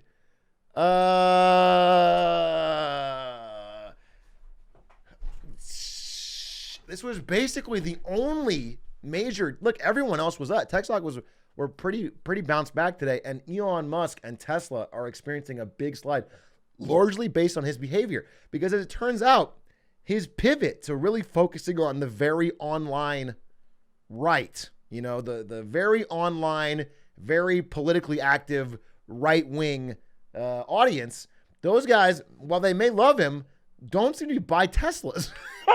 Like, the main audience for Teslas a year ago, you'd say was often well-off city liberals. You know what I'm saying? Like, people that are online and super far right are often buying fucking trucks. They're going to truck month, bro. They don't want this. And so his pivot has caused some serious brand damage to one of the most valuable companies in the world.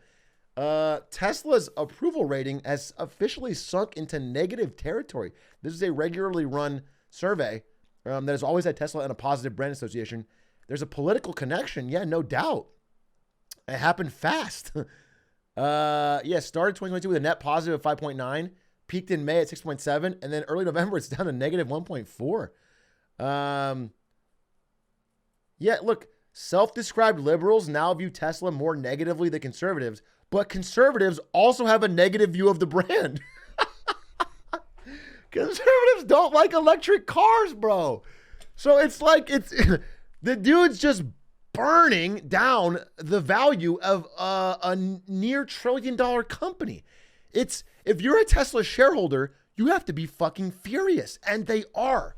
The thing is, they are. If you look online and check out reactions on like the let's see if we can find some right now.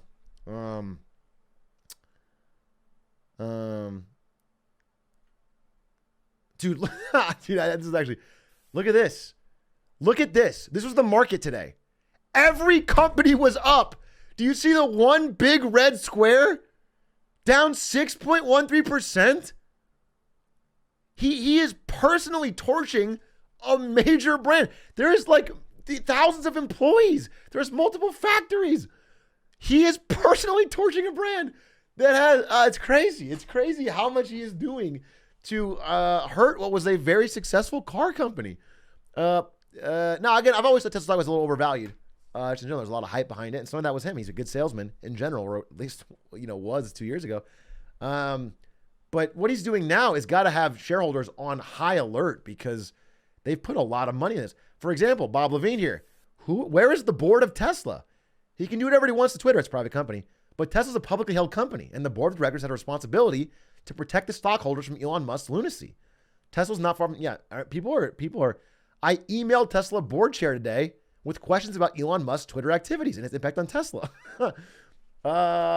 It just feels like his obsession with this Twitter buyout, which has been a money-losing venture from the start, absolutely catastrophically bad from the start, is like burning down his ability to make a ton of money and success off of Tesla, which was doing pretty well. So, on all of this is not, the guy's still a multi-billionaire. Does it matter whether he's a rich man or not?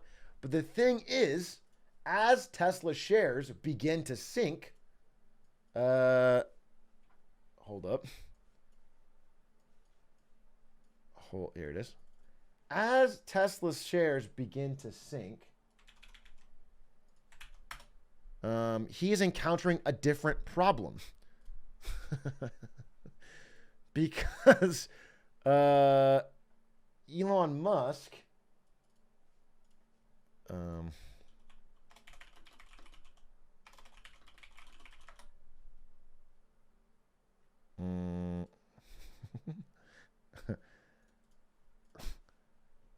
Elon Musk owes an absolutely absurd amount of money on Twitter debt.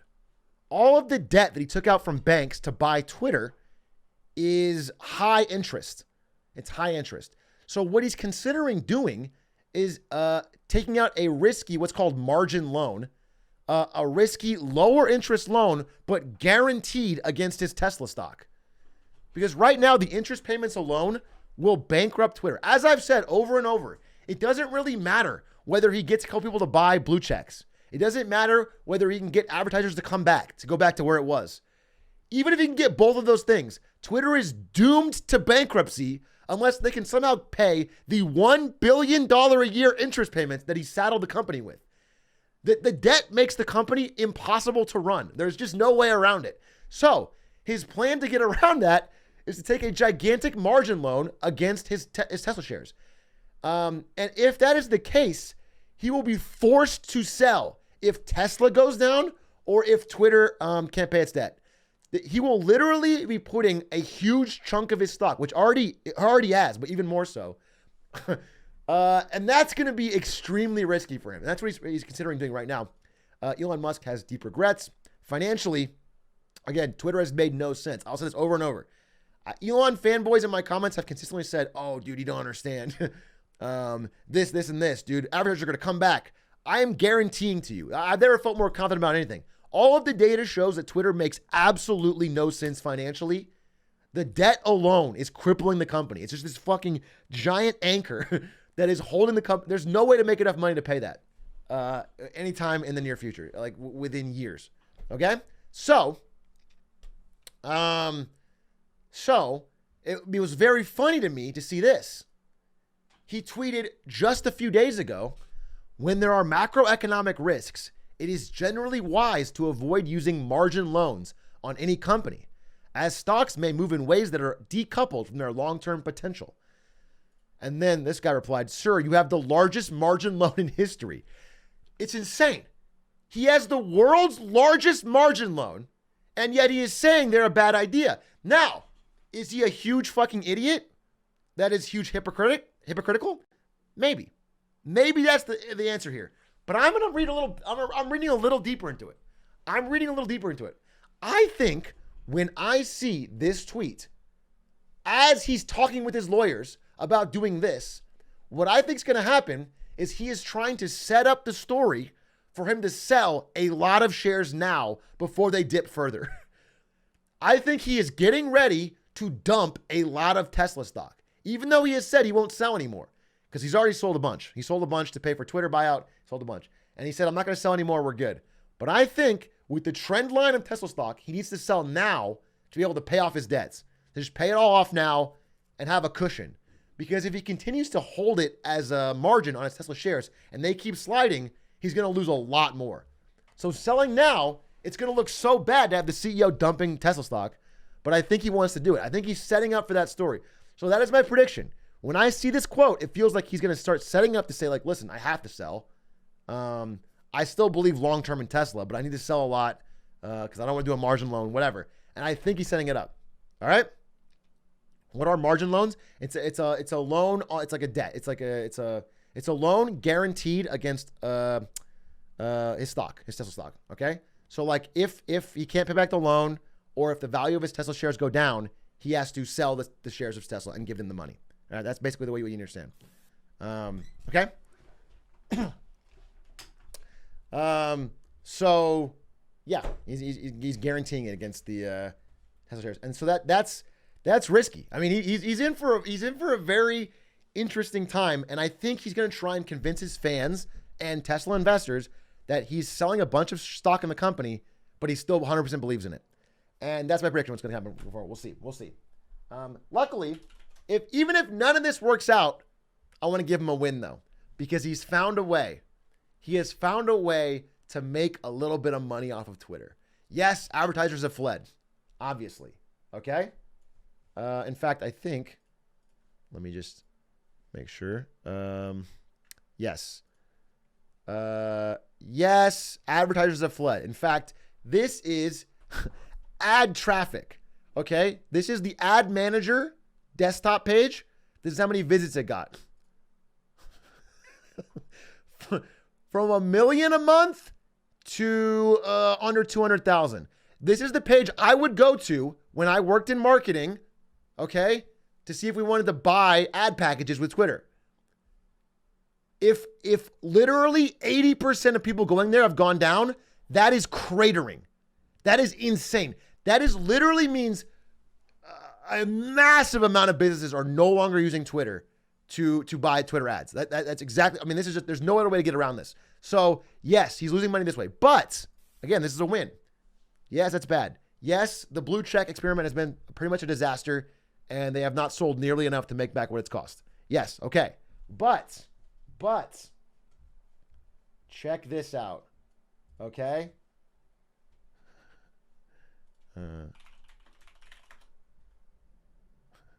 Okay.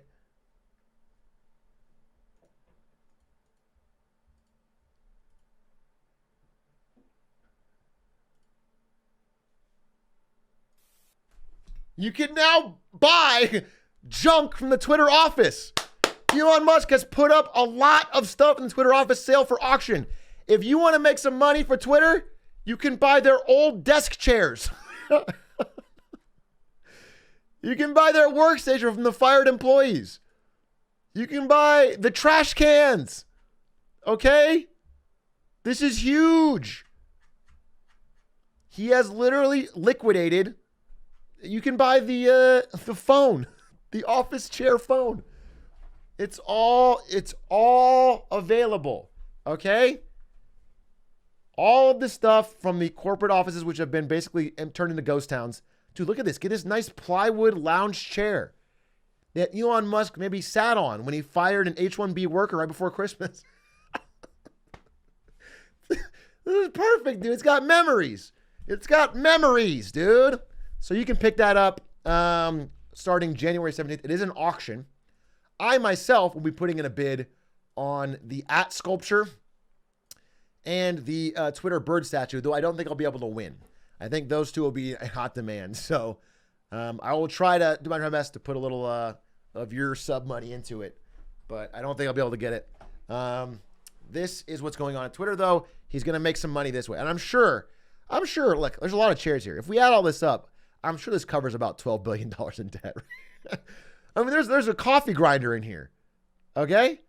I think it's starting at 25, but if you bid this up a little bit, I think that 12 billion is getting covered. So shout outs to Elon.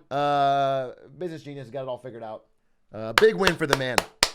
Big win. Yes, he got booed, but you know what? They're not booing him now. Now that he's got this fucking turnaround plan for Twitter. I think it's all gravy, baby. So now I want to jump over. Again, there's enough to say about Elon Musk to fill 19 Marketing Mondays, and I will continue to talk about him, but let's move on to the next thing. I want to talk about something that's close to me. Now, if you haven't seen my Marketing Monday on HBO, it's the last official Marketing Monday we ever did. We talked about how David Zaslav is the new CEO of Warner Brothers Discovery, and he bought HBO Max, and his plan is to merge it with Discovery Plus and make an entirely new streaming service that is also saddled with debt, like $50 billion in debt, and he's going to somehow beat Netflix. All right, that's the big plan. Well, today, very recently, they figured out what they're going to call it. Okay? HBO Max is the old name, but they paid millions to teams of branding designers, consultants, executives to brainstorm what is the perfect name that will combine the power of Discovery Plus and the brand gravitas of HBO Max. Ladies and gentlemen, introducing Max. Oh, it's called Max, dude. This is the plan to save Warner Brothers Discovery. This is the plan. Max is coming soon. Warner Brothers Discovery close to the inlands. Max, the name is combined HBO Max Discovery. So they've dropped the HBO, which is like the only good piece of branding that people liked. People were kind of tied to HBO as a signifier of quality. That's now gone. But at least the new name Max is very, very Googleable, I'm sure. I'm sure that just Googling the word Max is like extremely, well done. Let me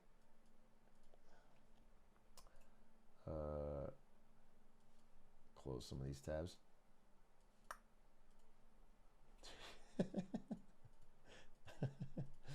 I'm stunned, dude. I'm stunned. And you know what? They're still reeling because Warner Bros. Discovery was kind of relying on Black Adam to be more of a smash hit, and it was not profitable or barely edged into profitability. And so they're actually pretty worried. Sorry, I'm just getting to my little section on HBO Max here that I hid underneath 19 things. Dude. Oh, here it is, right?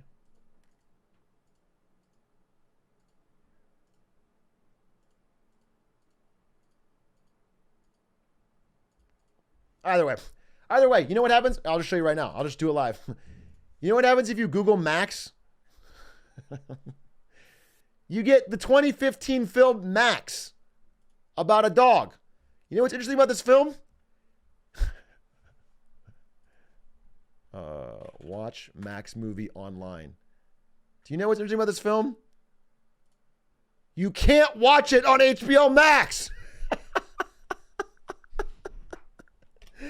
The number one thing that comes up when you Google Max is a movie that you can't watch on their service. That's good SEO, baby. Big win to David Zaslav. Big win. They're crushing it over there. Can't wait to see him kill Netflix with that. It's on Prime. Yeah, it's literally on Amazon Prime. So just huge dubs left, right, and center. I got to be honest with you. I'm really impressed with a lot of wealthy people today. Just crushing it. That was a win too, right? That was a win. So win for HBO Max for great SEO. Let's give it another win here. We're passing them out like candy. I want to give a win, a sincere win. Hey, drop the joking. Stop the laughing. I want to give a sincere win. Okay? I don't do these very often. I want to give a sincere win to humanity.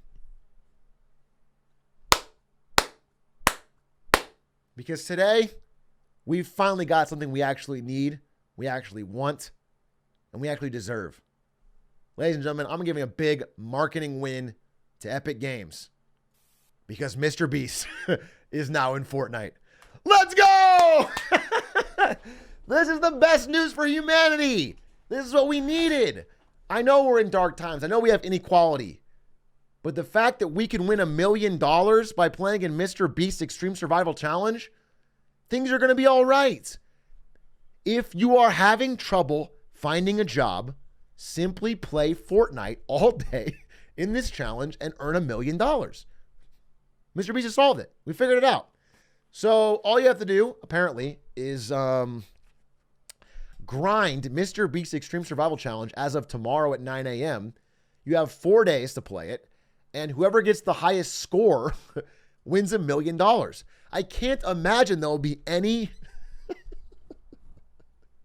negative results from this. I can't imagine that any kid is going to not sleep for 4 days and lose their mind. I can't imagine that anyone, tries to exploit the system or cheat or do anything. I can't imagine there's any hackers. I can't imagine anything. I think it's going to all be good. And it's going to be an honest, fair, but well-regulated $1 million challenge. And you know what's funny? Is like, yes, even if you don't win, you don't have to be worried. Like if you had a high score, but someone edges you out, you don't have to be mad. Because if you get second place, you still get a MrBeast X Fortnite umbrella. The Beast Brella umbrella. So it's not really a big deal, all right? If you get up there and get a high score and you don't get the number $1 million, you still get the MrBeast Brella umbrella. So honestly, just me, if this is limited edition and I'm first place, I throw. Because $1 million you can always get, but you can only have one chance to get the Beast Brella umbrella. You know what I'm saying? Like that's an all-timer. That's probably worth more in 10 years. That's passive income. Yeah. So all of you who are worried about money, just check that out tomorrow, and I'm sure you can find a way to get $1 million from MrBeast. Jokes aside, it is kind of cool that he's doing everything like this. He's kind of crushing it. MrBeast's non-video business aspects have been kind of out of control lately. He's done so many gigantic things that other YouTubers are trying to copy, which I'm impressed with. I'm very impressed with. I think Beast Burger is like the largest creator-owned business by far from the YouTube economy, like by far.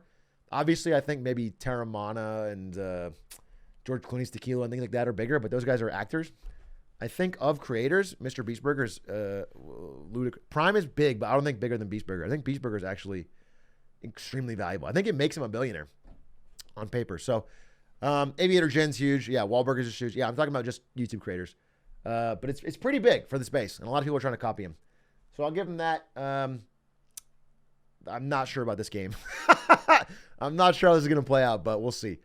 And the fact that you can now play as him in Fortnite, I guess is cool. So if you want to get killed by a kid who then dances Take the L in the form of Jimmy Beast, you can do that starting tomorrow.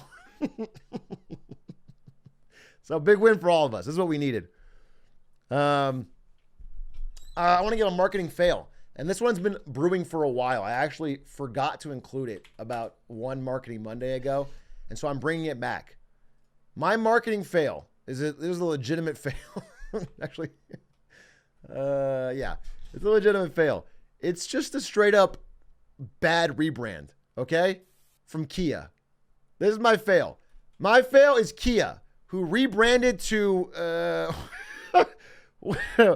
whatever the KN, dude, to KN. This has been a disaster, and the proof is in the pudding.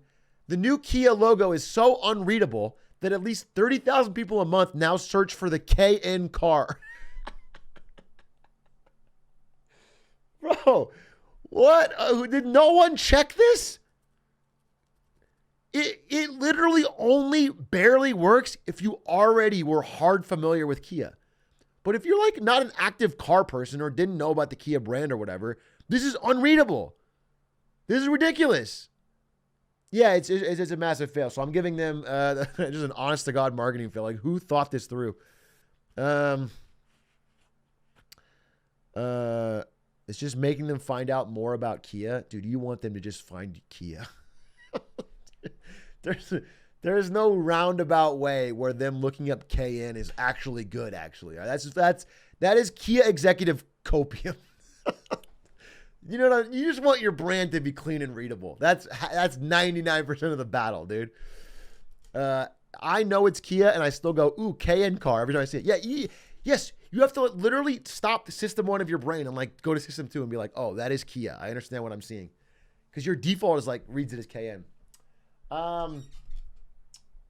Now I want to help you out. Again, I'm getting sincere in the back half. I don't know why I got suddenly so sincere. I wanted to help you guys out. I want to give you 2 ways that can help you out in life. All right. A lot of you are 18 to 24 range and are out there looking for jobs or graduating college or whatever you are in life and you're looking for jobs. It could be anybody, actually, any age. I found a website. This is real. It's called Kick Resume. It's not a sponsor. It's called Kick Resume. That has actual resumes that got shortlisted by target companies. So like this guy, for example, like Adidas. This guy is an actual resume that got hired by Adidas. Do you know what I'm saying? So if you're applying to Adidas, you can look at this. So it's called, I would have loved this a lot when I was applying for jobs. Again, I swear to God, there's no money in it. I don't think it charges as far as I know. But I just thought this would be cool. This guy hired by Amazon. Easy templates you could copy. You can actually read the description, so it's not like just fake. It's not lorem ipsum. It's like real. So I think there's a lot you can learn from this. And if you're actually looking for jobs, I would check this place out. I would bookmark it. I think it could actually help. Now, I want to give you another win that's even better. And this one is sponsored. Public.com! Shout out to Public.com who continue to support Marketing Monday. Again, Public.com is a place that you can invest on your phone. It is the only trading app, mobile trading app that I will trust.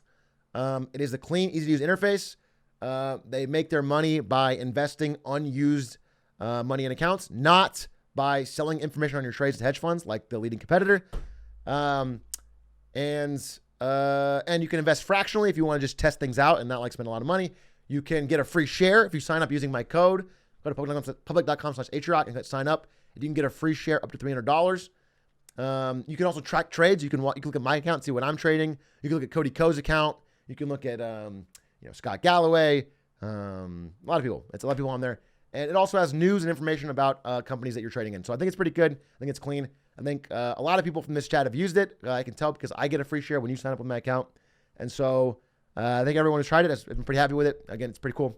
They've been a long-time supporter of Marketing Monday, which I preach. That they were one of the first companies to reach out and like Marketing Monday and like want to support it and work with me. So big shout out to them, public.com. Check them out with my code in the link below or below the stream. Thank you to them. And then I want to close with an update in the most interesting country in the world right now. What's that? Xi Jinping, take it away. What's up, Beijing? What's up, Beijing? What's going on in China to close Marketing Monday wins and fails? Well, let me tell you, a lot. A whole hell of a lot is going on in China. I made a video recently covering it. It got demonetized by YouTube and age restricted because I used riot footage and said Tiananmen Square once.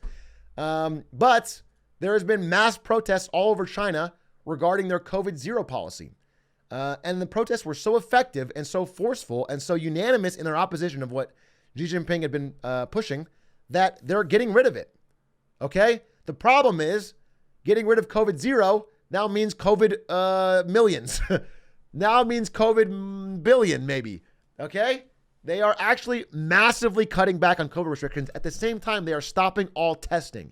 Because if they did the same amount of testing with no restrictions, it would become very clear that they're getting a lot of COVID positive results at once. So they're cutting back on testing at the same time as they're cutting back on restrictions. And with their goal to be pretty much fully open by March. And so this is going to lead to a death toll that's predicted to top 2 million. They're just abruptly giving up on COVID-0. I mean, the protests were so extreme and so forceful and so effective that they're getting out of it. But moving this fast is going to cause a lot of issues that they may not be able to have the ER capacity to handle. And so right now they're going through a very, very aggressive, let's see if I have it.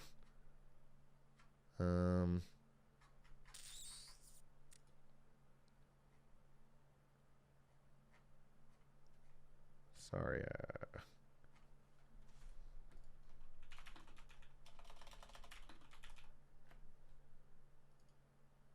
Yeah, it doesn't hurt at all, is the quote, because China is doing an aggressive vaccine PR push to try in like as soon as possible get their elderly population vaccinated because, and again, their vaccine is already less effective and many people don't have it because lockdowns have been so strict, because they've been so, the borders have been so locked so you can't fly in without doing 2-week quarantine.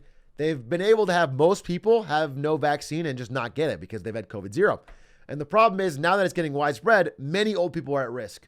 And so they're trying to do a massive about face, get them as vaccinated as they can.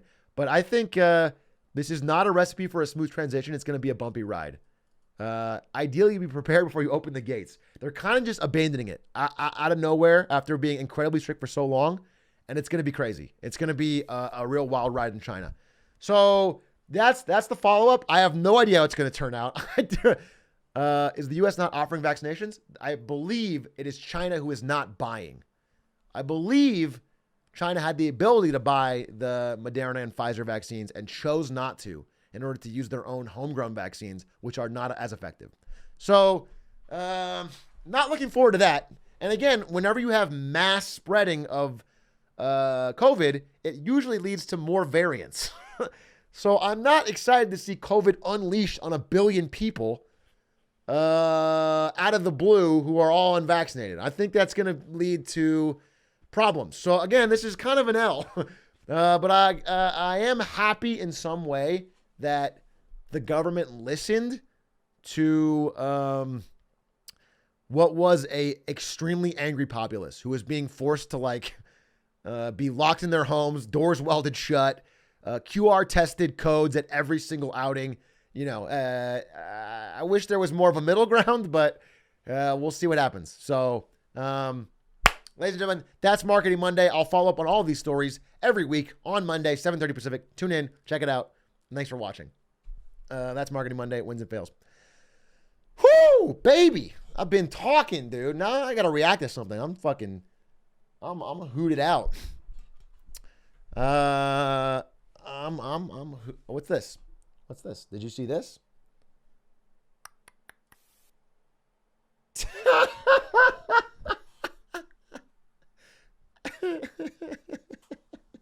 He deleted it.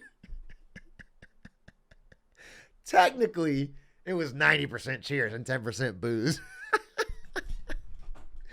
Dude, this is why I like Jeff Bezos, okay? I'll say it. Jeff Bezos makes his employees piss themselves. He makes his maids wear fucking diapers. He's a fucking psycho, but at the very least, he is a billionaire that has some kind of thick skin. He understands that he's so goddamn wealthy that nothing anyone says should matter to him. But Elon Musk is the most thin-skinned, desperate for approval billionaire. It's insane. If you're the world's richest man, go fucking buy 10 yachts and have some fun. Why are you spending all your life on Twitter hoping that some fucking troll likes you? He's a dweeb, dude. It's crazy. It's crazy. He's not the richest man. Technically, he's not the richest man, though. He needs to hit the Benjamin, dude. Yes. Dude, you are Elon Musk. You could go hang out with Fulcrum. You could buy Fulcrum a free Tesla and hang out with him. You could do anything fun you want. And all you do is this fucking weird online troll shit. All you do is post Rick and Morty ripped memes to try and epic own people. I just don't understand this man's choices in life. It's baffling. It's baffling.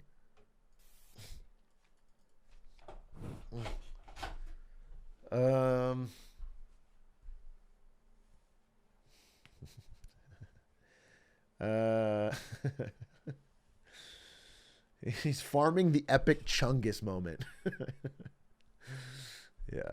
Yeah. I don't know, man. I just don't get him. I really don't get him. And the fact that he had, dude, the Elon Musk of, let's say, 5 years ago. Elon Musk 5 years ago.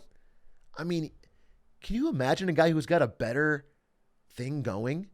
He is universally liked. Like left and right both like him. He's seen as a planetary savior. I mean, it's all kind of bullshit, right? But he's a good salesman. Tesla's doing well. He's got great PR. He's the modern Tony Stark. Like he's pretty much crushing it. And then just I don't know, man. Then he like has 19 kids with his employees, and he fucking buys Twitter at a massive loss, risking everything that he's built. And it's just a choke. It's a choke. It feels like a massive choke, dude. It's like point crow in chess.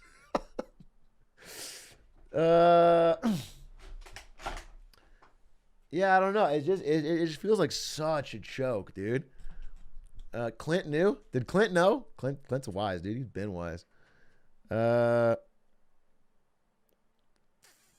What's this?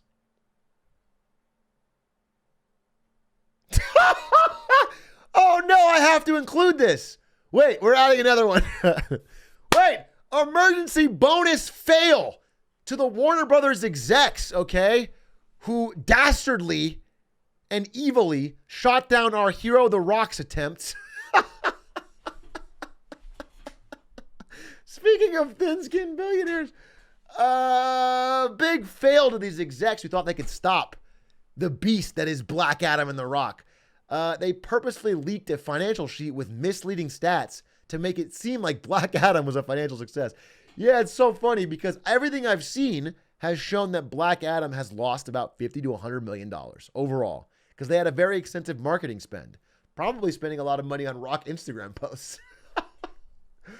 And he has been vocal, very vocal, saying that the movies have been a big success. The Rock is very threatened by the idea that his movie didn't do really well. So he's been out there fighting in the comments. He's been all over Instagram and Twitter basically saying, hey, anyone criticizing Black Adam is an idiot. The movie's doing great. Don't compare us to Marvel. Give us time, you know. And to Black Panther. Because Black Panther crushed Black Adam in box office. And now it seems like there's a real chance he faked it. What a king, dude. That's my GOAT. That's my future president. Because that's the kind of follow through you need. Okay? When you have a brand, you defend it to the death. Whether it's Terramana Tequila, whether it's Zoa Energy, or whether it's Black Adam. If your name is on it, you defend it to the death against all odds, against any possible thing. And whenever we rename this country to the United States of the Rock, he's going to defend us with that same rigor, with that same vigor, dude. He's going to be out there fighting the rest of the nations on earth when they try to talk shit on us. As Americans, we need The Rock. And that's why I'm voting for him in 2024. And that's the final win and fail. That's funny as fuck, dude. IJ and the Rock, we talked about it last time, yeah. Kojima's Black Adam review? What is this? I watched Black Adam. Arrived early this morning from LA and thought I was going to fall asleep, but I stayed awake and was able to watch it.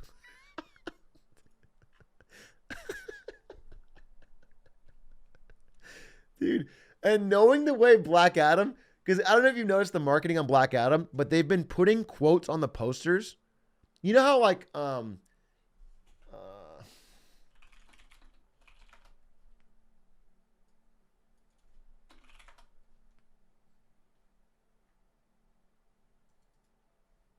me see. Yeah, I'm not gonna be able to find it quickly. But you know how like they'll put like movie reviews on the poster, like incredible, blew me away. They've been doing that with random people on Twitter because they don't have enough real reviewers saying positive things. So they've been putting like, you know, like Icy Fire 420, loved Black Adam, incredible. The Rock was amazing.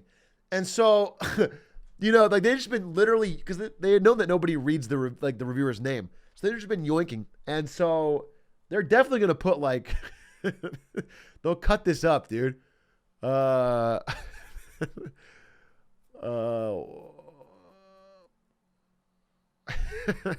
don't even know how you can cut this up, though. There's no good way to do it. Kojima watched Black Adam. Thought I stayed.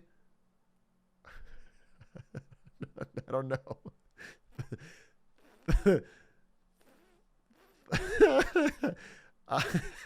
I didn't fall asleep. Yeah, I don't know. Oh, yeah. Yeah, arrived early this morning. Watched Black Adam. Lightning bolt.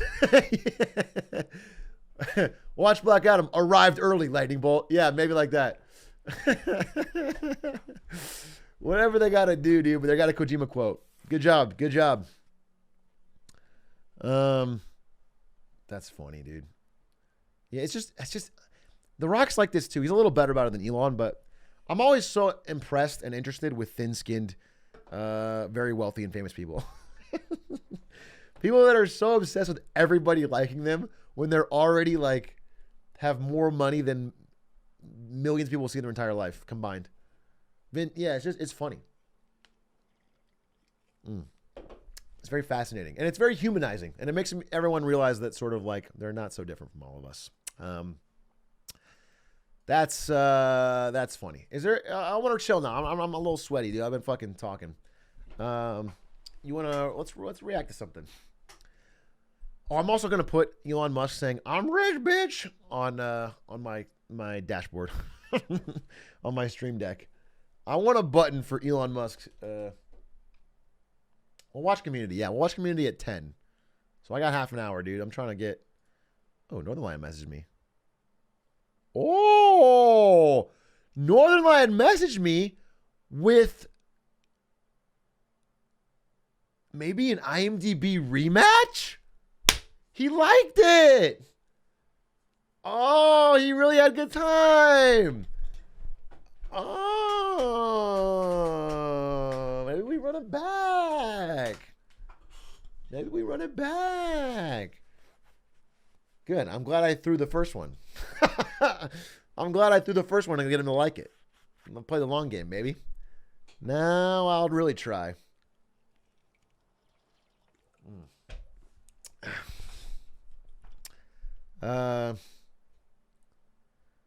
Is that going to be a vid? Yeah, it'll be a vid. For sure. Let's see. Will AI put you out of a job? You want to watch this? Kind of a downer. 50 lakh रुपए का robot आज. I'm trying to watch something a little more fun. Actually, we just did all the wins and fails, dude. Let's watch something fun. I'm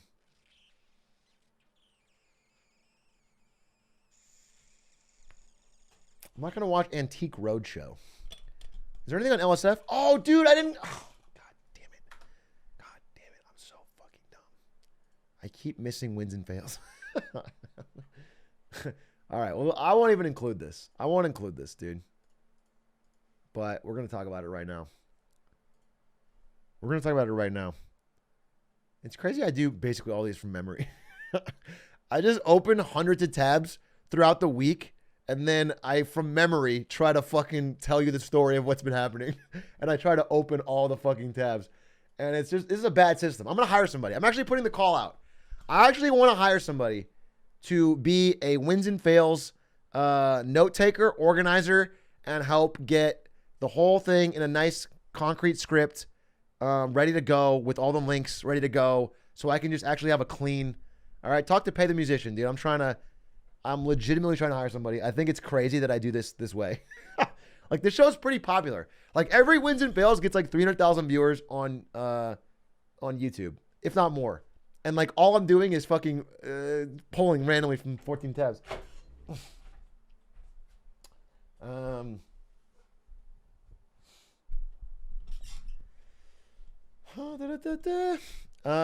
I did want to show you guys this.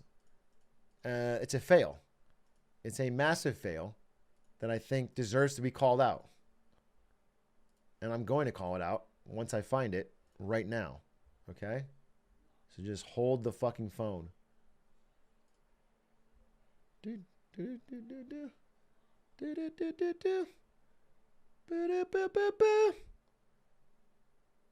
Oh, here it is.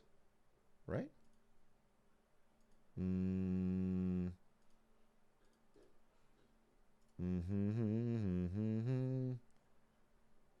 How do you... Oh, is this it? Yeah, found it. All right, here's the fail. Here's the fail, brothers. Ladies and gentlemen, I'd like to give a fail to me. Because on Livestream Fails, LSF on Reddit the other day, Poke Laws leaked this. His bounty board.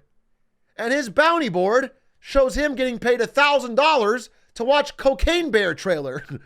And $1,700 to watch the Peripheral trailer. And here I am. I'm not as big as Poke Laws, but I'm not too far off, and I still don't have the bounty board.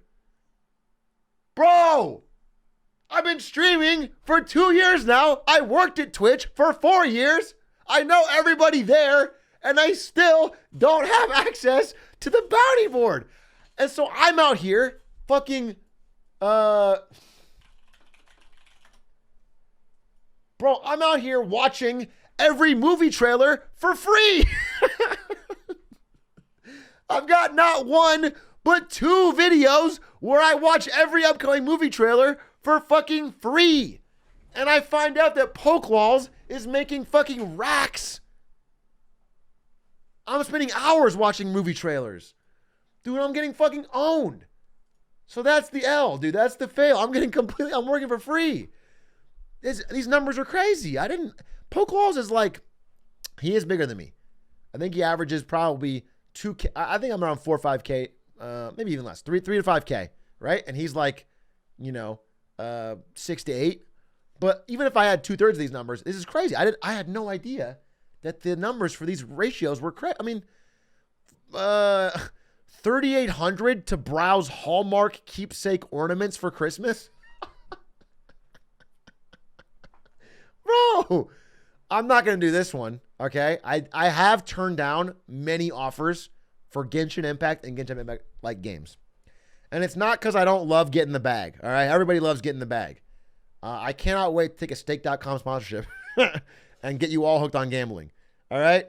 But because I have such a philosophical aversion to gacha games in general, I have turned these down to my great peril, all right?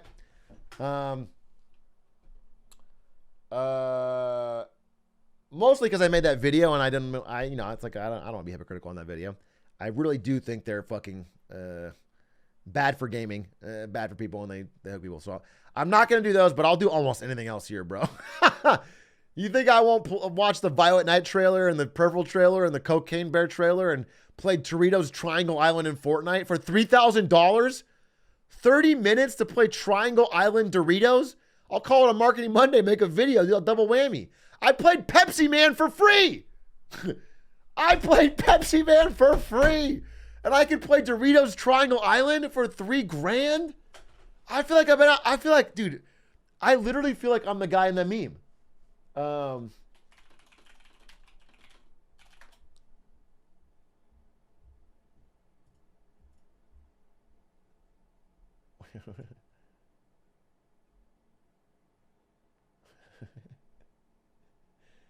This guy. I don't have the fucking one with text, but you know, the "you guys are getting paid" meme.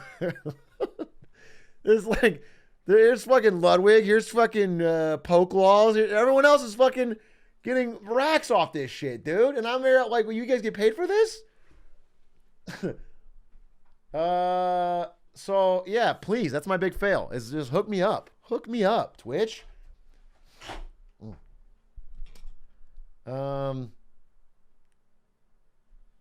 Let's do it now. I can't. I don't have access. They literally have not given my account access to the bounty board.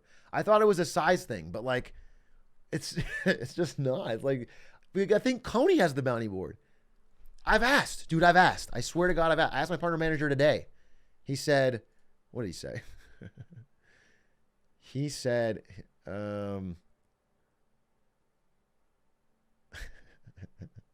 the way, I know I can't. I'm not gonna. I don't want to. It's not good for me to roast my partner manager. I'll say he's working on it. All right, he's working on it, and I believe he's got me. I believe he's got me. All right, you got me, sir. I believe in you.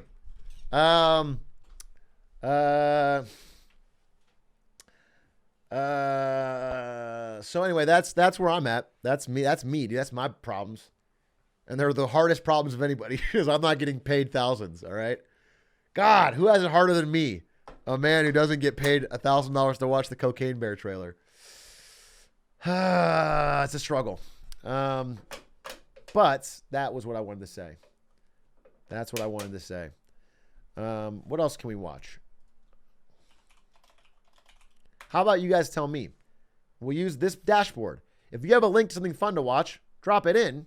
And I will be able to see it. It'll pop up right here.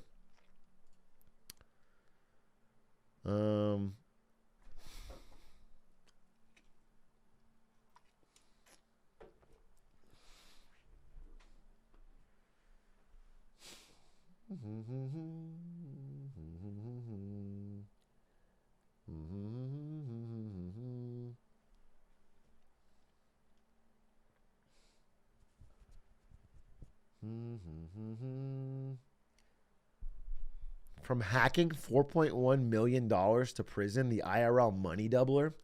This sounds actually so sick, but it's 37 minutes, which is too long. I'm looking for something around a little less than 20 at max, and then we'll go into community.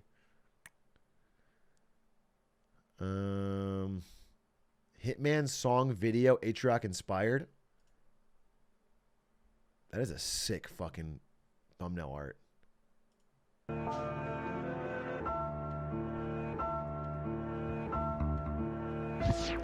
Yeah, Agent 47, make him stressing when he comes around. Rubber on the weapon, when it drop you, it don't make a sound. How does one man take out military compound? Shurikens around a nuisance to let the guards guard down. Nah, clown suit, clown fart, and that'll suffice. Get him sick, push him off a cliff and wish him good night. Pull up to Hokkaido with a red nose, no white robe. Deadly like the knife that just got pulled out of your neck, bro. He gon' put him right to sleep like they just took a benzo. No, we got that dog in him, but bitch, this ain't a pesto. Yeah, this shit a murder spree. He's holy as the clergy be. A god up in this game, and this game is straight up murdering. You don't want to face the man to make the motherfucking legend. You gon' put your hair right in a box just like that movie 7. 7 targets getting slaughtered every time that he be stepping. Moving with the Smith & Wesson, shot on point like Curtis stepping. Know me for a chest compression, target dealt without a question. Split a skull in half a second, faster than the flash, I reckon. Just another Tuesday for my man, that's Agent 47. No, it's like a doomsday when he show himself, it's never pleasant. There's no need to scream and shout, he taking lieutenants out. Without a doubt, the one to fear, never know just when he's near. Until the gun puts in your ear. Now your brains are on the table, don't you wish this was a fable? But this ain't no bedtime story, talking cough instead of cradles. Ain't no option, he is fatal, hand to hand will leave you mangled. More so than combat with bangles, stick to track the barrels, angle, prey, got trapped like bulls. That's legitimately, I just want to pause here.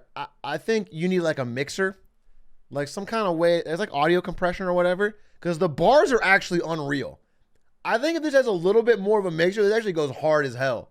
I legitimately think the video's sick, the lyrics are sick. You get, I mean, whatever. The mic goes a little better, and you got a little bit of mixer. This is hard as hell. Strangled the target through the temple, gave his head a fucking letter. He's a mass grave maker with one click of the detonator. Say your prayer, cause if you want his list, you getting hit, man. He gon' empty clips, man. He's a fucking hit, man. Leave you where you sick, man. He's the fucking hit, man. Speaking of Hitman, fire. Let me thank you. That's from LZK. LZK, that was he. I also love that thumbnail. Speaking of Hitman, I am planning before the end of the year, December ends, I'm announcing it now, the official Hitman Horse finale. The Hitman Horse 2022 Championship. It's gonna be a banger. It's gonna be heat. Okay? Custom new rule set that I will not reveal yet. That will truly test our skills, our mind. Hitman boxing would be sick. If you want to watch 3 fucking goated, scroted Hitman speedrunners, perhaps even more, compete, tune in soon. I'll tell you the date soon. And it'll be cool. Let's see. How Valve is... Oh, this is too long. Wow, this video looks great. They got him.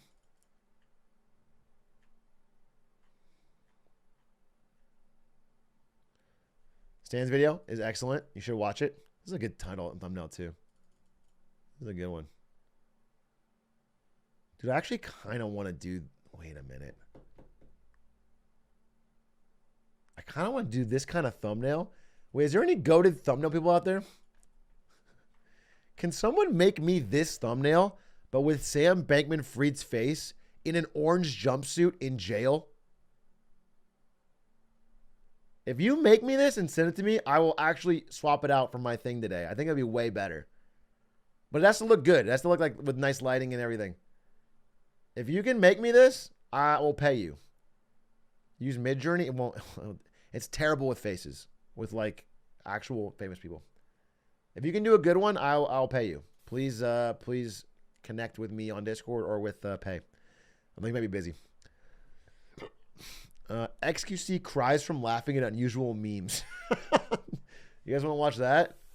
You want to watch memes through XQC? I'm kind of down. Kind of down, dude. The unexpected rise of Fulcrum, the most faded YouTuber. Damn, that's how you know he's made it, dude. He's got unexpected rise videos. How to get a girlfriend. Box v stands. That was fire.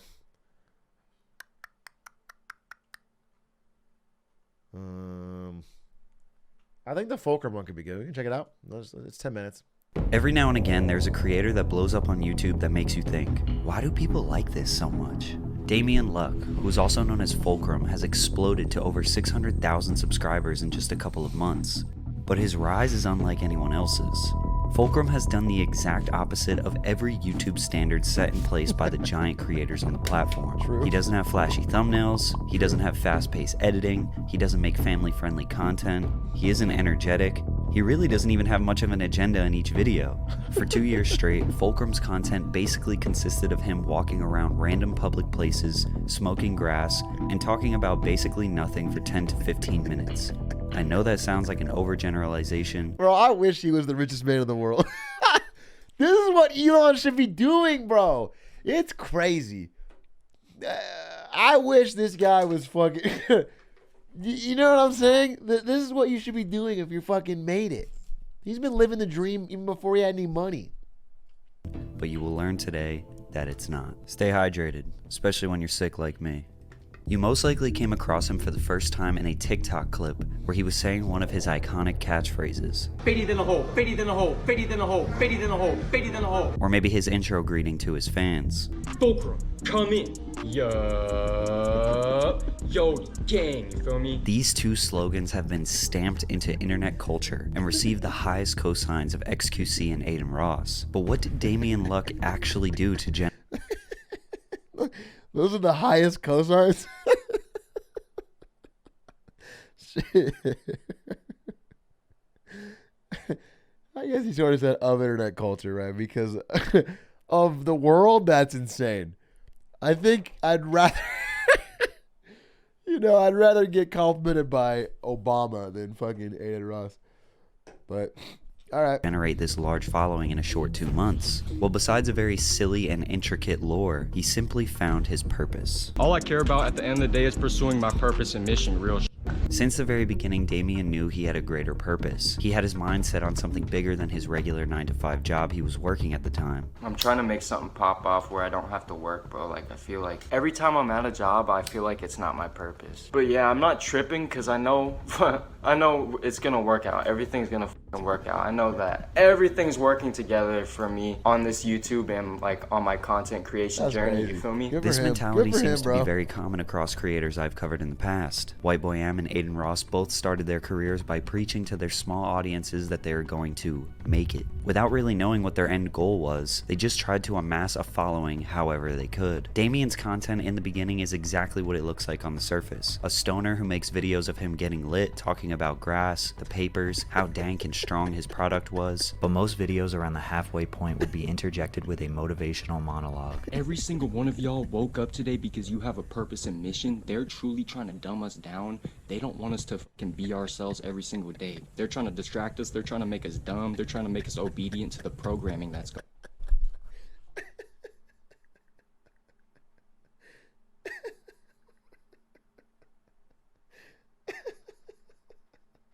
So true. So fucking, I don't know who they is. I feel like if they're trying to, listen, someone who's not me, okay? Because I want to be clear that I 100% agree with this speech. But someone who's not me might say that, like, you know, every kid in America watching someone else get high on YouTube is, like, distracting them from doing, you know, like, they might do that. Like, they might say that. But I 100% think you are saying you're spitting. Going on right now, you feel me? He was always very vague and never really went into detail about his passions, goals, or aspirations. Was his purpose to get faded for a living? Was it music? Because he also had a SoundCloud rap career brewing. He recorded and uploaded music consistently 2 years Oh shit, before he ever really? made. Wait, I want to listen to Fangs on My Teeth. Wait. I love SoundCloud rap.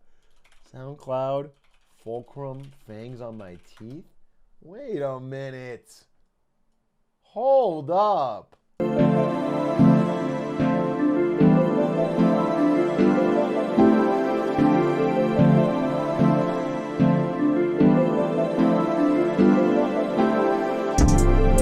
making a leeway, I'm making a scene, what? I cannot believe her, I cannot believe her. 40 with me, what? Back in my jeans, yeah. I cannot believe ya, face my teeth, yeah. I'm making a leeway, I'm making a scene, what? I cannot believe her, I cannot believe ya. 40 with me, yeah. Back in my jeans, yeah. I cannot believe ya, face my teeth, yeah. Why is it so hot, but I'm freezing? Fuck all of my demons, yeah, I'm breathing. You can't even follow. Actually, not bad at all, right? I mean, for a SoundCloud artist like that, and imagine that off the Benjamin. Do you know what I'm saying? Imagine that. You can vibe to that.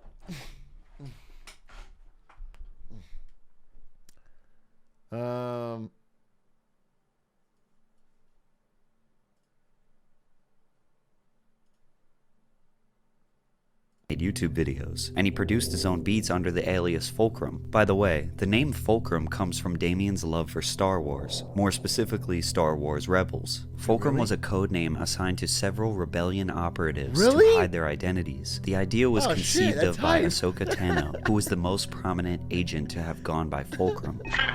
This is Fulcrum. Come in. This is Spectre 2, Fulcrum. Damien may have started YouTube just to bring traffic to his music career, or maybe he... That's actually base, dude. Catch me and Fulcrum going to the fucking $5,000 Disney resort.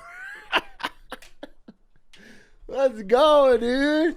He's a lore master. That's actually so sick. Just did it as a hobby. Either way, it wasn't working out for him. His videos were either being age restricted or hidden from the algorithm because YouTube has had... Whether it's fucking Smoking the Benjamin or making a 30-minute documentary on riots in China, YouTube's out to get us both. They're out to get us both, bro. They're fucking repressing the message. They're keeping us down. And I fucking hate when they do that.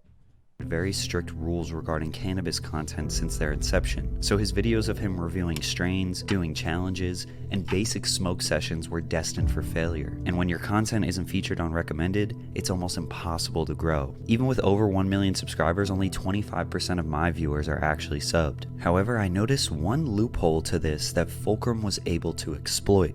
Vapes. Fulcrum makes it very clear that this is dab oil inside of his vape, but the videos where he is only hitting a vape instead of a joint or bong are not age restricted, which resulted in him gaining higher views. The only logical explanation I can think of is that YouTube can't 100% confirm that he is using cannabis based on his device, since the devices look very similar to a nicotine pen. His video, Blinkers in Target, gained him a little bit of buzz. This video consists of him walking around Target hitting his pen, otherwise known as his Benjamin. A blinker is when he hits his pen for 10 seconds straight, which causes the light to blink. It's basically the biggest hit you can take. Viewers love the ridiculousness of someone aimlessly walking around a public store vaping and not being bothered at all, but the anticipation of him getting caught kept them interested, as well as his... It's so funny to hear it in YouTube documentary voice with the fucking text box. A Blinkerton is... That's fucking awesome, dude. Positive, carefree attitude. After well over a year of consistent uploads, he was still at just 400 subscribers in early 2022. But he doubled down on doing the public sessions, doubled down on his silly word choices and catchphrases, and ultimately knew that he was going to fulfill his greater purpose. I made it, my bad, I'm late. I'm faded than a hoe. I was so nervous I pissed myself too. Pissed myself.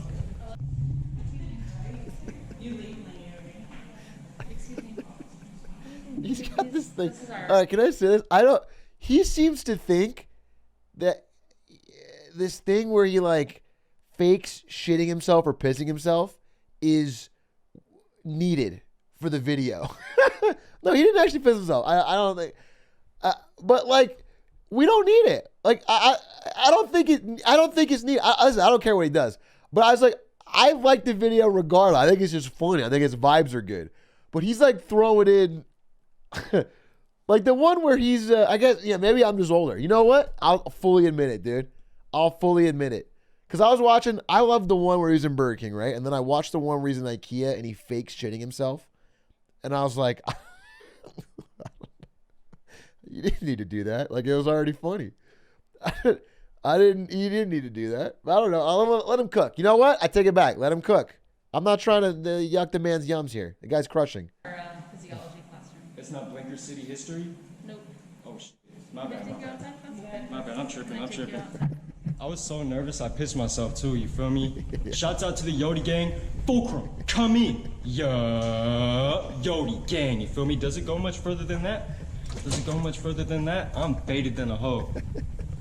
Have a good rest of your day, miss. It wouldn't be until August of 2022 where he started to gain traction. And of course, it was TikTok. He started posting highlights from his videos with this insanely overblown plug sound effect. Come in!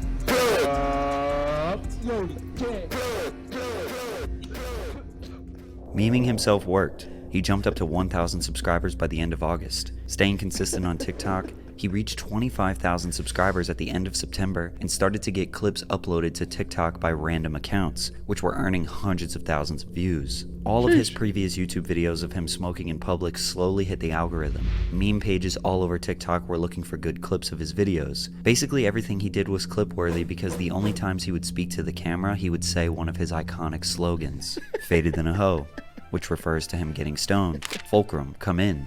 Yodi Gang, which is the name of his following. Also, Yodi Land refers to the place his mind, body, and spirit goes when he is faded. This also could be a reference to Yoda from Star Wars, Jedi Master, who is wise, powerful, and always looks a little stoned. Benjamin City, or Blinker City, also referring to getting faded off his devices. Need I say more? Shall we? Which is almost like him saying cheers to his audience. His viewers poke fun and say that these are his only dialogue options, like he's a video game character. Yodi gang, you feel me? Real shit. About to Smackington the Benjamin one more time. Shall we? Cheers, my friends.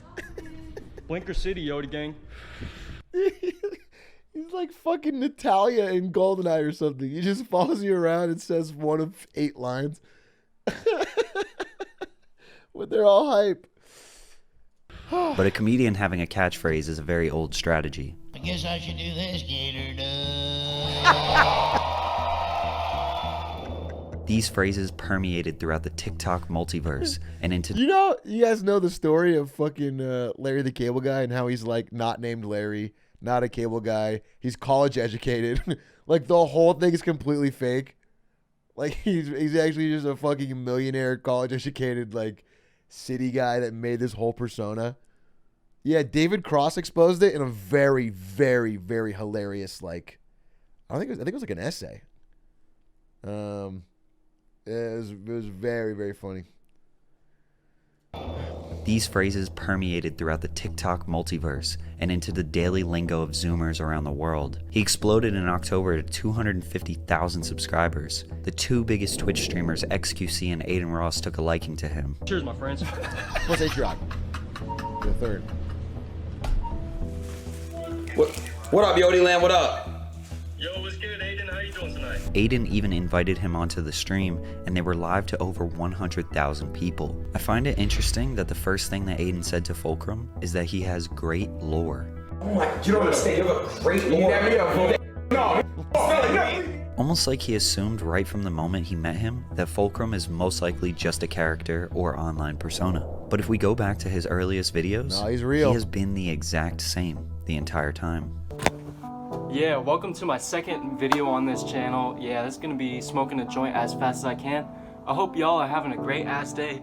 Today, I'm about to smoke this Exploding to 600,000 subscribers didn't change him one bit. The thing that makes Fulcrum so lovable is his respect and positive attitude towards everyone. He greets everyone with a smile, is soft-spoken, calm, and even when he's pranking people, he does it with a level of consideration unlike most pranksters. Whenever he's asked to leave or stop filming, he politely says okay and stops.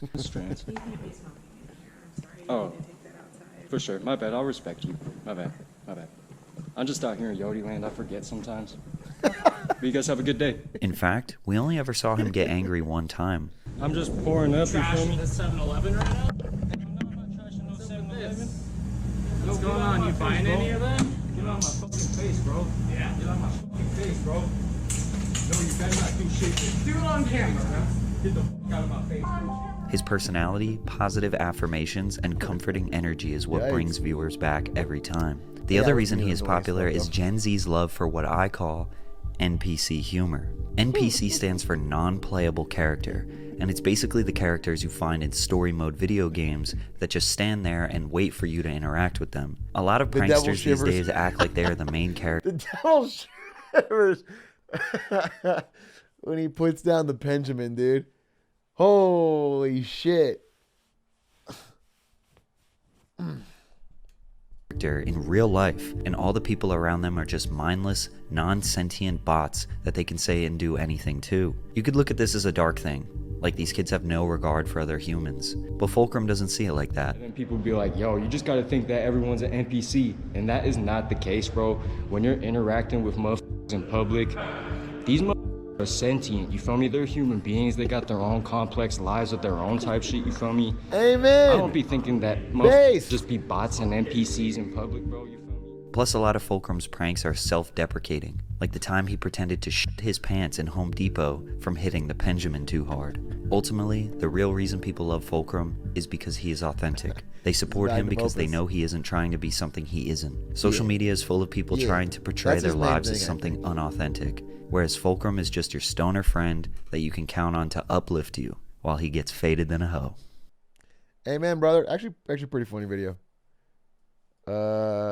Yeah, it's funny. I guess that's why I don't like it. Maybe that's what I don't like about the shitting himself thing, is it feels like he doesn't, it feels planned and not as authentic as the other stuff. But whatever, it's all good.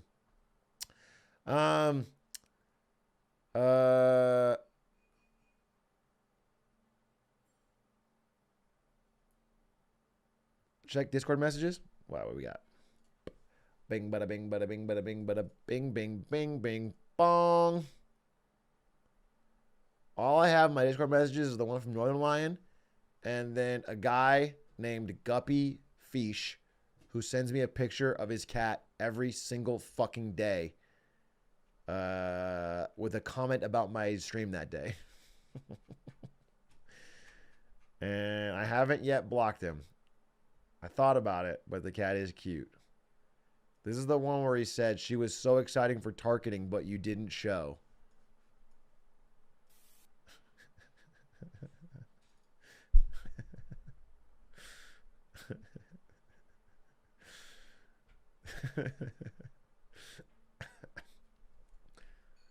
So, very cute. Thank you for that. I don't see other messages, to be honest. Maybe send it to pay. It'd be better to send it to pay because I do have a bunch that I don't normally see. Do you need a video to watch? I'm actually just about to do community. We're at 10 o'clock. It's community time. Community time. You can also send me on Twitter. I have open DMs. They just go to like the message request folder, but he sent it on Twitter. All right. Oh, new donkey. Yeah, we can watch. What's the new donkey? Dunkster. Now here's Donkey Kong Country 5 minutes. I don't watch it. Before Last of Us 2, before Metal Gear Solid 2, and Donkey Kong Country 2 took the main character of the game and said, nope, you don't get to play as that guy, even though the name of the game is Donkey Kong Country. And you know what? You don't get to play as Diddy Kong now. Go play as Baby Kong. No, you know what? You don't even play as monkeys anymore. Now you're a fucking elephant. Even back in the 80s, Donkey Kong was flipping the whole script on this weak-ass industry. The arcade sequel, Donkey Kong Jr., had you going up against Mario, who was now the villain of the game. But in the 90s, Nintendo was shipping DK all the way off to England, where Rareware was going to revitalize the baboon for a new generation. Donkey Kong Country. When two real gamers see each other in the street and they start talking about real games, this is the games they're talking about. What's stupid about this game is that they put this song right at the start. Why would I even play any levels when I can just listen to this song already? Funky Kong going crazy on the stand-up bass, but then some fucked up guy comes in on the piano and he says,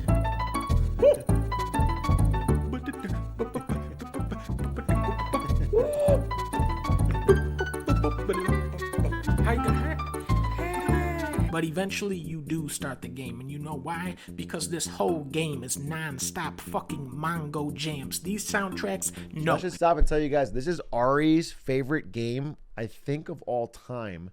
And, Ari, you're there? Oh. What good timing. Did you hear the Donkey Kong music? Yeah. You want to watch this with me? They can't be done, but somehow. This one has 2 soundtracks, though. Which one have you been playing with your dad? All of them. Oh, including country? Sorry, only country. Now they were level 1. The drums start fading in over this jungle ambient. So like this whole week, Ari and her dad have been literally in the living room playing this game. So it's kind of weird this just came out because the timing is crazy. You grew up playing with your brother, right? Like that was yeah. what, yeah. Like since I was then the second drum comes in. Then Funky Kong. Boom, boom. Think about how good the music is. Boom, but then the bass transforms into oh shit. But then it reverts back into yeah, it's great.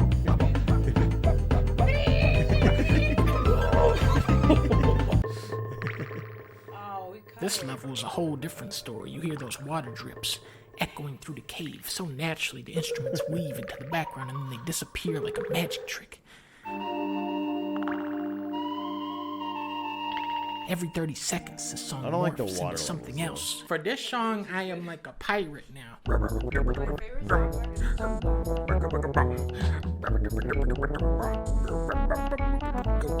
What I love so much about these Donkey Kong soundtracks is how they disconnect the idea of excitement from loudness. This music is exciting. Oh, shit. Wait, sorry. Box paid out. Oh, yo, 75 gifted. Thank you, Albert. Hey, it was nice. Oh. It was nice. It was nice seeing you chessboxing. I wish that Stans had not dislocated his shoulder and he actually was able to punch you a couple more times. But I do appreciate it. It was nice meeting you. And if you ever want to you know, jump in on my quest to Plat 3. I could use some advice. I already used your advice, and I forced Zed this morning. And it worked. I got a couple seconds back to back. So anyway, thanks. Thanks again, Albert. Thanks for the 75 gifted. Appreciate it. I'm glad to be part of this contest. It's really cool.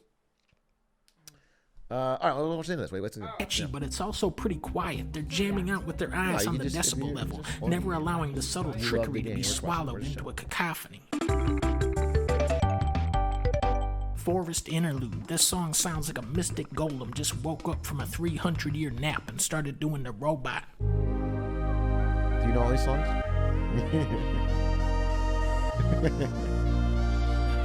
The bonus room song is genius because the real bonus is that you get to hear this song. This song is good.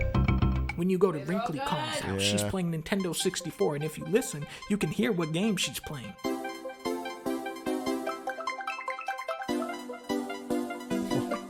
No, it's With the level Bramble Scramble, the developers knew you would be stuck in that bullshit level for 10 hours, so they went, okay, well, we better put a really good song here because you're going to hear it like 3,000 times. Then you got these joyous, celebratory tracks. This is like the music that plays when you meet Santa Claus in heaven and he gives you $1 million. The sounds are so lush with such luxurious instrumentation. Listen to that. Oh, that's nice. What's bad about it? Oh, I love it. In this song, the mood starts like, nope, you can't do this. But then the drums kick in, and then you're like, I can do this. Flight of the Singer goes the opposite way. You start off like, hell yeah, let's do this. Then the piano comes in.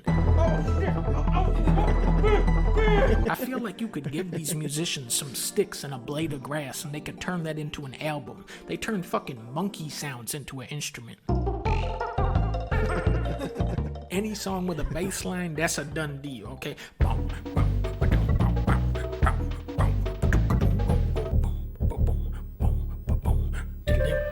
Oh, yeah.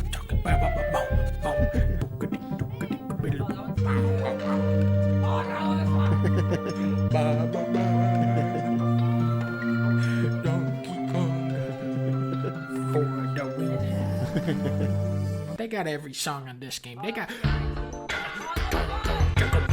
It's all about the soundtrack. It's so funny. And you know, the graphics in the gameplay. Oh, this is the good levels I too. hated. Yeah. That's fun. Anyway, I just thought you'd mention it because it's a game you've been playing a lot. All right, we're going to watch Community. Yeah. Quick note. What?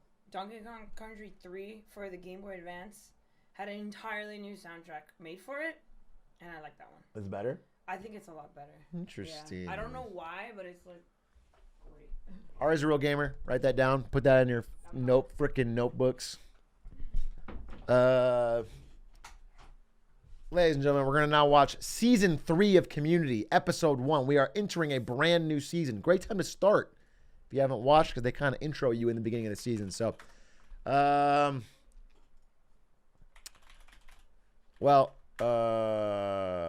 girls can't be real gamers. They can be real gamers, but it's just political. All right? So she's a real gamer, but she's political. A small fading. The fact that she plays games is inherently political, as you guys understand. Okay? Because she's not a straight white man. So, wait, what is this? What am I being linked a bazillion times? Watch this, Lamau. Thank you. That was truly fantastic. Blew me away. Okay. He's friend, not food. Facts, dude. What you preaching? You're a fucking square. They say to me, hey, bro, you're in slow mode. Life's way too short. Cut them off so you can hang. Remnant of a star. A white dwarf. That's right. That's not the right episode. Oh, too loud? Mobby. Here it is. Biology 101. Season 3, Episode 1. We are watching every episode of Community as part of a promotion they're doing to promote their upcoming movie. 6 seasons and a movie. New Community movie. They've been releasing all the episodes on YouTube. So we are watching them. Wait, I'm going to check my DMs real quick to see if somebody sent me a good, change my title, watching community, smiley face.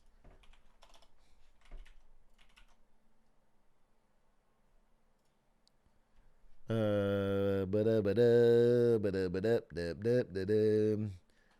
checked my DMs. I don't have shit. Why does everybody keep saying that I have fucking...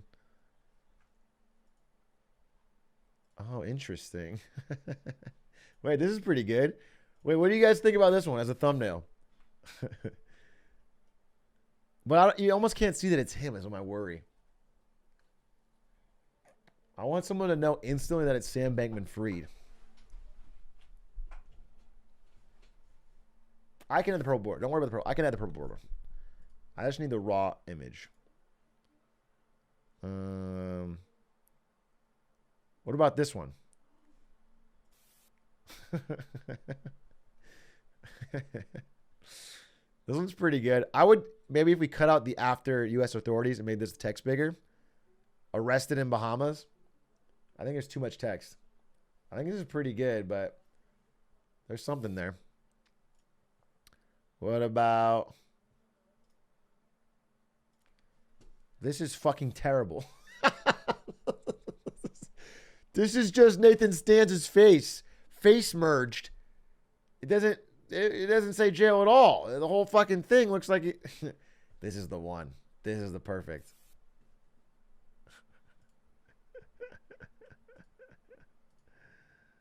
That's fucking ridiculous. Oh. Okay. Do you guys understand what I was asking for? I'm not asking for a boxing ring in the background. This one's good, like the lighting. I wanted the jail in the background. I wanted the jumpsuit. Why is it? Why, dude? You did such a good job. You cut him out perfectly, and you put him in front of. It makes no sense for him to be boxing.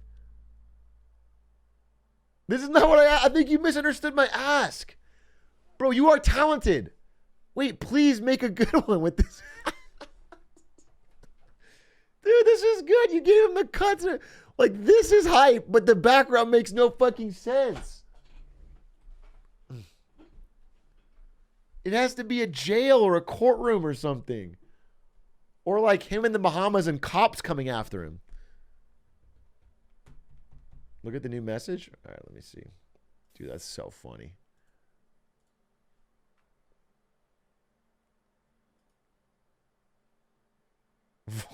Valoa, yeah, put him in jail, bro. Yes, put him in jail. Please. Yeah, your first one is great. It's just so funny that you that you put him in the ring.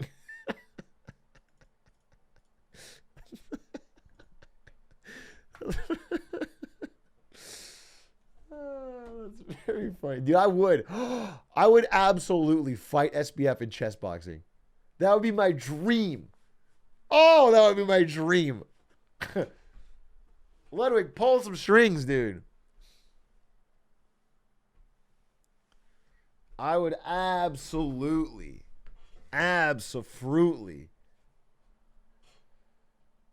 League boxing?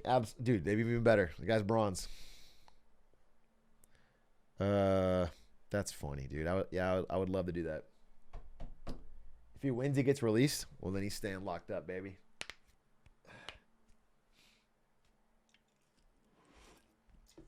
Ludwig and SBF have the same tax guy. You got to weigh in. Yeah. Yeah, same guy as Dr. Nobody. All